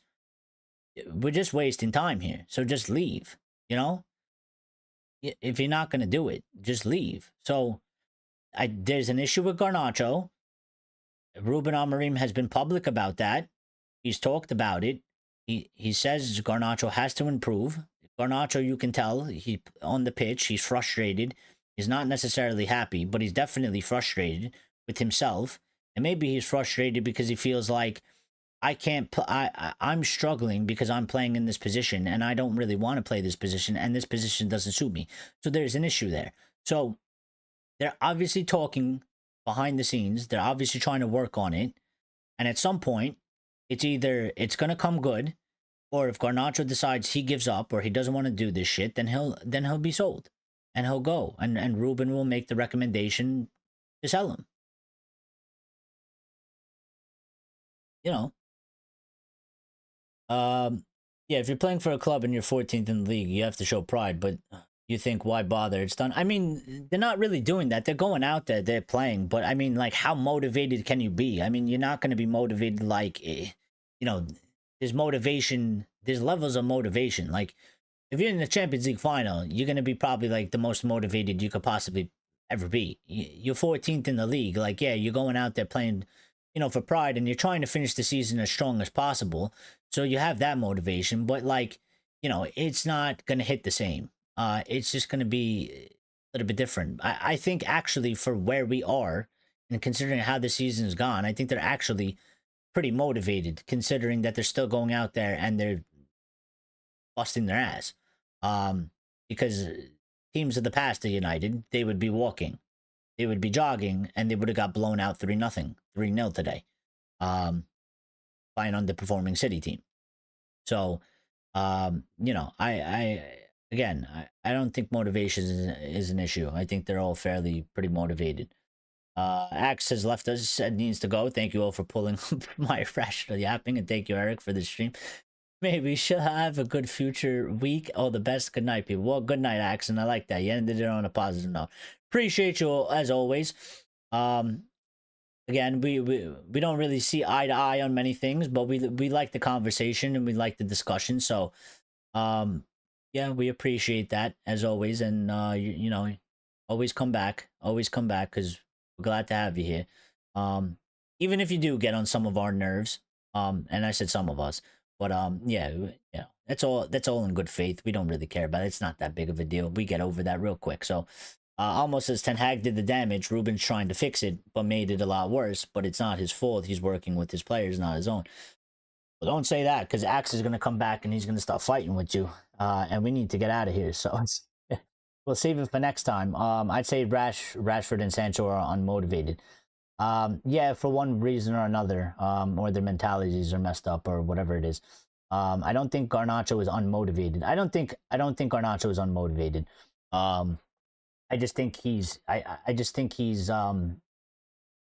it's not unmotivation. It's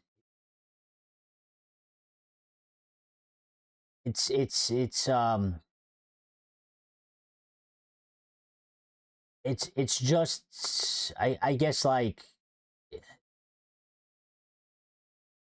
I don't know how to put it, to be fair.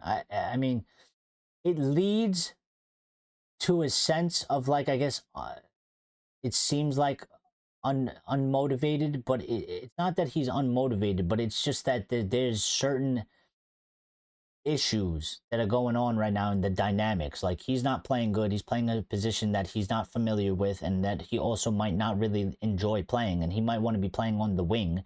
And that's what he's used to, and that's what he enjoys, and therefore all of that stuff is kind of combined, and it's just making you know, cutting a frustrating figure to him. But you know, he said he would, but he needs to go. Do you respect Fergie for supporting the Glazers? I mean, I never really liked that he did that. I never really understood why. I always felt like if I got him in a room or something, I'd ask him why, and I'd ask him if he felt like it was a mistake that he did it, and I would want the truth, and the answer that I would want him to give me is that for him to admit that it was not the right thing that he should have done, and then maybe he regrets it, seeing how the club has gone to where it's gone now. But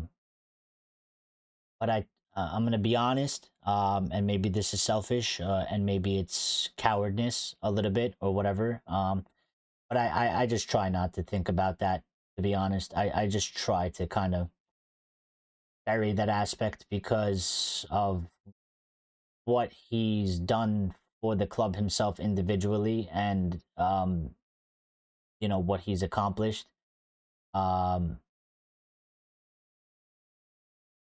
I kind of try to put it in a light that supersedes all the bad shit that the Glazers done. Even though maybe it doesn't, but I kind of just try to separate it, because I'm like, at the end of the day, I was like, he was a manager, and yeah, he could have stood up against them. Maybe it would have made a difference. Maybe it would have made no difference at all. Because I mean, at that point, I mean, him saying something against, I don't think was ever going to stop them. That people might feel differently, but I just see it as the way the Glazers move and the way the Glazers moved, the way the way the Glazers do business and the way the Glazers don't give a fuck. I don't think, even if Sir Alex came out and was like, the Glazers are bad people, they should not own this football club. I think the Glazers would be like, we don't give a fuck and we're gonna own it anyway. And also, you know what? The chance we get where you fail to win the league or whatever, maybe we'll just sack you and we'll put in our own guy. So I don't know. Um, it's always a difficult one. But good night, Axe. Almost as I do agree with that, but I understand where Axe is coming from with the manager. But I feel like we can't judge it too fast because we need to wait until he gets his players. Well, yeah, but we also need to give more time as well. I think, when you're building out a project, it always takes numerous amounts of years anyway. No matter who you look at, and whatever manager was, sure there's one exception somewhere, but they always take a couple seasons anyway. And this isn't the ideal situation. I think any Manchester United fan would admit, whether you like Ruben Amorim or not, I think you would admit that it's not the ideal situation for any manager to come in mid-season when the team isn't performing well and you're going to make the changes that you're going to make. Because it's one thing if you get a manager that plays the same exact philosophy and you get them in, they might be able to get a bounce and get the team going. It's not that big of a change, it's minor adjustments. And things tend to improve. But when we did what we did, you're making big changes in the middle of the season and you're making a lot of changes. It's just always more likely to not go well than it is to go well. So I think again, my hopes next season, we start strong, decently strong, and we keep in and around there. And we keep consistent and we just try and finish as high as possible. Obviously somewhere in the top 6 places. And I'll be okay with that because I think you look at, it's not where I want to be, but you look at the mess we're in now and the mess from last season as well. And I'll take a little bit of consistency and sort of a strong finish. Even if we finish in 6th, if we're fairly strong and consistent, and we do well in the competitions as well, and we have a decently good overall season, that gives me hope for the following season. And then from there, we have to build on that. And we have to go from 6th and that to really pushing inside 4 and really challenging and getting some trophies or something one way or another. So Toasty Lord, that's what we're gonna call him from now on. He's still here. He's still here. We would have been successful still without the class of 92. You think so? Well, I mean, I don't know. Maybe. Maybe it would have taken longer. Maybe it would have gone a different route. You think we would have won the treble without them? I don't know. I mean, I think we would have been successful to a certain degree, maybe without them, but they were very, I don't know. Would we? Oh, yes, would we? No, probably not. I mean, I'm thinking about it. I mean, maybe we would have won some things. I don't think we would have been... I don't think you could say we would have been as successful. Would we have been successful? Maybe. We would have won, some competitions here and there. But I don't think it would have went on the way it did, kind of like in the dynasty mode, because those players were like the longevity that they served and that they provided and the iterations of teams that they went through and they were a part of. They were like very instrumental. Obviously Bex was cut a bit short than the likes of Giggs and Scholes, and Neville, but they were just, they were just in so many teams. Paul Scholes has, how many Premier League titles does he have? 13? He won? That's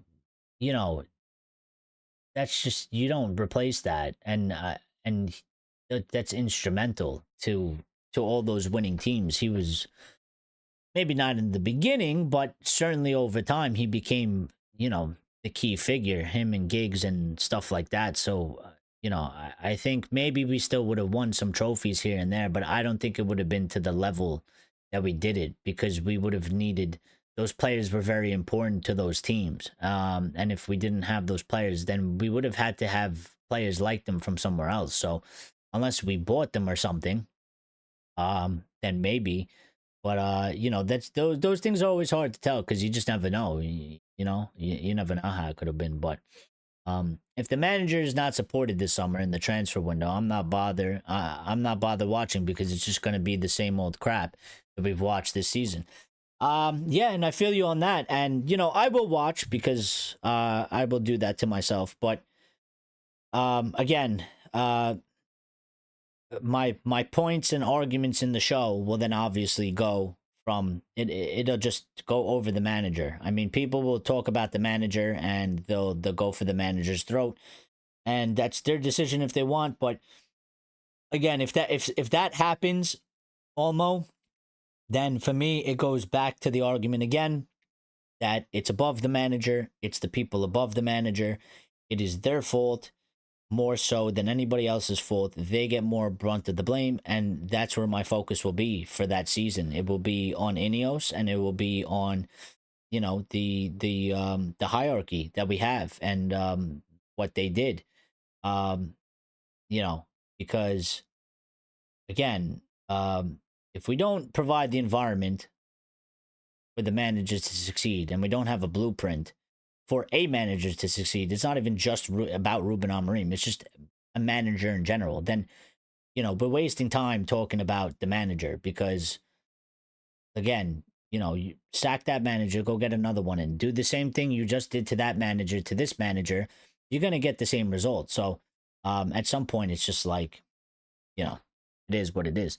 Surely we will buy players. It would be a disgrace if we don't do anything. No, we can't do nothing. I mean, listen, in the crazy scenario that we do nothing and we don't buy players, I think in that scenario, every Manchester United fan should literally not watch the matches on the TV, don't buy any of the merch, and nobody should go to Old Trafford. Like, if we did that, Old Trafford should be fucking empty. And I mean empty. Like, empty. Like, not even the rats should be in there. The rats should leave as well. Like, the mice. They shouldn't be in there as well. Like, if that happens, that's just telling Ruben Amorim, here's gasoline and here's a lighter, pour it on yourself and light yourself on fire and have fun.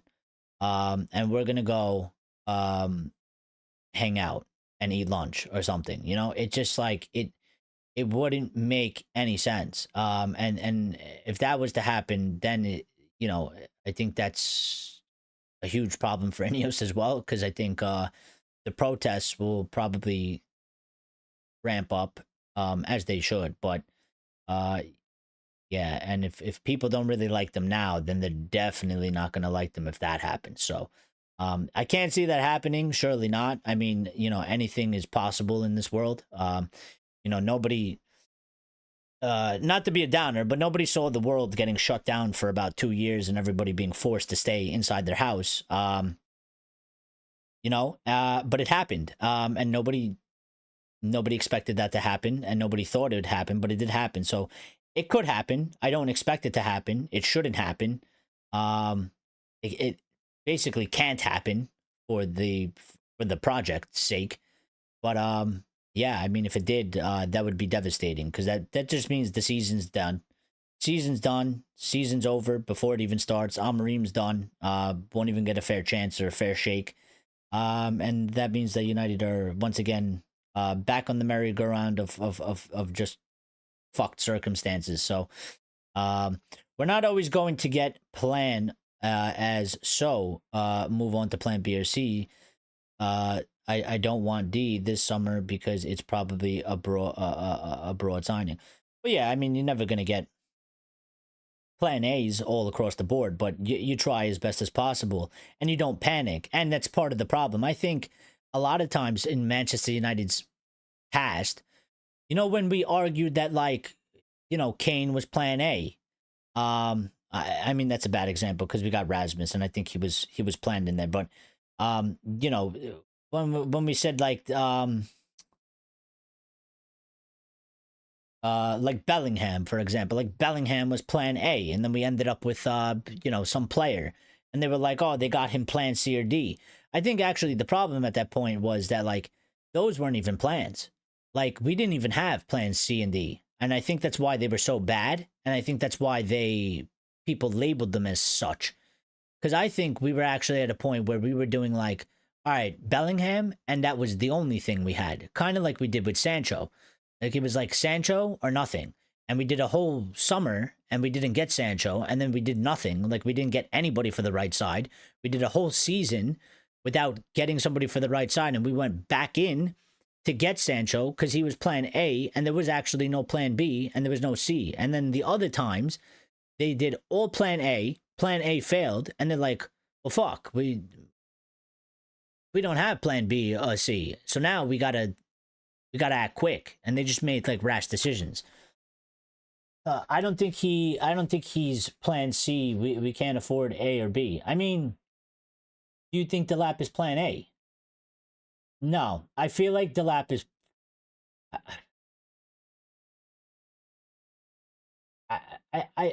Right now I feel like also I don't know what they're thinking. I'm going based off the news stories. The news stories go both ways. I'm thinking in terms of what I would do, and I would say that plan A would have to be Osimhen or Gyökeres. Because I think we need the experience, but I don't know exactly. It's hard to kind of tell with these guys because we're not too used to them, and we don't know how exactly they tend to. I mean, we know a little bit of how they operate, but we don't know, like, they do tend to surprise us sometimes with some of the things that transpire, and the way they act and the way they move. In my mind, plan A should be the experienced striker. And then plan B or C would be like a Delap or something. So or a younger player. So who is your third choice striker if you want? Well, here's my thing. And I don't know if this works this way, but I would put Gyökeres and Osimhen as number one. So 2 players for one. One of them are both good enough for me to be A. Then B would probably be. See, I can't think of like any other like established strikers that are experienced that I would put a B. I mean, there's like a Vlahovic, but I at that point, like, I'm not even convinced about a guy like Vlahovic. I would rather than just go for a Delap or Sesko or Etatike if we can get him or something like that. Yeah, I think basically my plans B, C, and D would just be the younger, inexperienced but high potential strikers. And then the top would be A is just get Osimhen or Gyökeres. One or the other. And if we can't get either one, then I guess go for the lap because there's nobody else really out there that I could see. I think the Lisbon striker is plan A, but we can't afford it. Well, he doesn't cost that much money. This is what I'm saying. Like, I don't know. Like, I get that because there's a lot of uncertainty and people like, I don't know what we're doing. We don't know how much money we have, but like, he's supposed to cost 60 million. So like, selling players and the transfer budget that we're supposedly already supposed to have, and hopefully we get Europa League, so that way maybe we can just get him. The lap is definitely plan C in my opinion. Maybe I mean maybe he probably is. I mean, if you're gonna rank it fairly, it would probably be Gyökeres A, Osimhen B, and then maybe the lap C, something like that. So the Frankfurt striker that you just mentioned is plan B. That's at the TK. So yeah. But listen, I'm gonna get out of here because I gotta go do things, and YouTube's gonna kill us because we did a 3.5 hour stream, and they don't like that thing. They want us to do 45-minute shows, and they hate us for it. So we're being penalized for this stuff. So I'm gonna have to cut these shows shorter. I'm gonna be quite honest. I enjoy them, but YouTube takes it against us for doing such long streams, and not having the viewers backing it. So we're gonna have to do shorter streams, but maybe we'll do more streams, just shorter streams. But very good talk. And if you didn't hit the like button, please make sure you hit the like button because it is important. And those likes do help us out. And get in the comments. I want to see you guys in the comments. Once I end this show, underneath the underneath the show. Get in the comments. Put in some comments, thoughts, whatever you want. And we'll speak tomorrow. We'll go live tomorrow, and we'll do another show. And yeah, moving forward, I'm gonna start doing them with a time limit. Probably 45 minutes, 50 minutes, hour max. And if that's the case, maybe we'll try and start doing 2 a day. Maybe I'll figure out a time for in the morning as well. Comment the worst thing about Eric. Yeah, you could do that if you want. If you want to have some fun, you could do a little PS, but give us like a football opinion as well. So before you go, says Almo, do you think that Sporting Lisbon right wing back was first choice?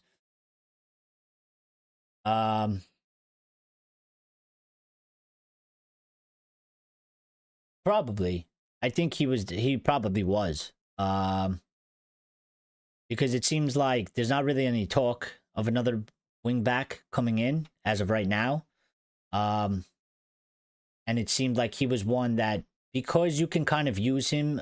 I mean, he doesn't. He did put him in the 10 a couple times as well, even though he is more of a winger. And he was using him mainly as the wing back. He had that sort of versatility, so I think that's kind of what he wanted him for. But there hasn't been really any talk about that. I mean, we ended up getting Dorgu, and now people are talking about Frimpong, but that doesn't seem like as genuine. So I think based off of, because Amorim wanted him, I haven't heard anything. Only him and Chelsea killed it. Yeah, I mean, I just think that, like, no, he was heavily linked to us. It's it seemed like we were going to go in for him at some point. And actually the story was that, United were actually very pissed at his agent because they kind of let them know that we couldn't afford to do it in January. They wanted to do it. They were going to maybe potentially start working on it for the summer soon, but Chelsea came in and did the deal, and it was set and done, and the player's agent didn't even let United know that they're working on a deal with Chelsea. So they were kind of pissed about that, but I do think that it was maybe a target for the summer, that they were going to start working in the summer. I think they were waiting on the financials to determine what they really had before they actually concretely started doing a deal. So I don't know. It's interesting. He was the one that was linked for that, and there hasn't really been any talk about somebody else now. So maybe he was. I mean, I like the kid. I watched him a few times. I think he's a very top talented 17-year-old kid. Sky's the limit for him. He could probably become one of the best in the world. Maybe he doesn't, but I think he has the raw ability right now at this age. Obviously it depends how his development goes, but I think he actually, for his age, the talent he has at that age, and the way he was performing in matches is very, very good. So I would have liked him. We're not going to get him, and I guess we'll see how his career goes, but we'll see. But on the next one, we'll talk tomorrow. Everybody have the good rest of your Sunday. Enjoy. Be safe. Make sure you smash that like button if you didn't, and make sure to get in the comments. The comments help us out as well. So basically any comments. We like football related. If you want to give us something random, you can. And if you want to do the funsies one that Gray said, you can comment the worst thing about me. Although people that make sure that it's a joke, because people that don't know the channel, they might read that and they might think I'm a total dickhead, and they might not want to join our community and our channel, which is what we don't want, so but till next time, we'll see you guys tomorrow, 7:30 p.m. UK time. We will go live 2:30 p.m.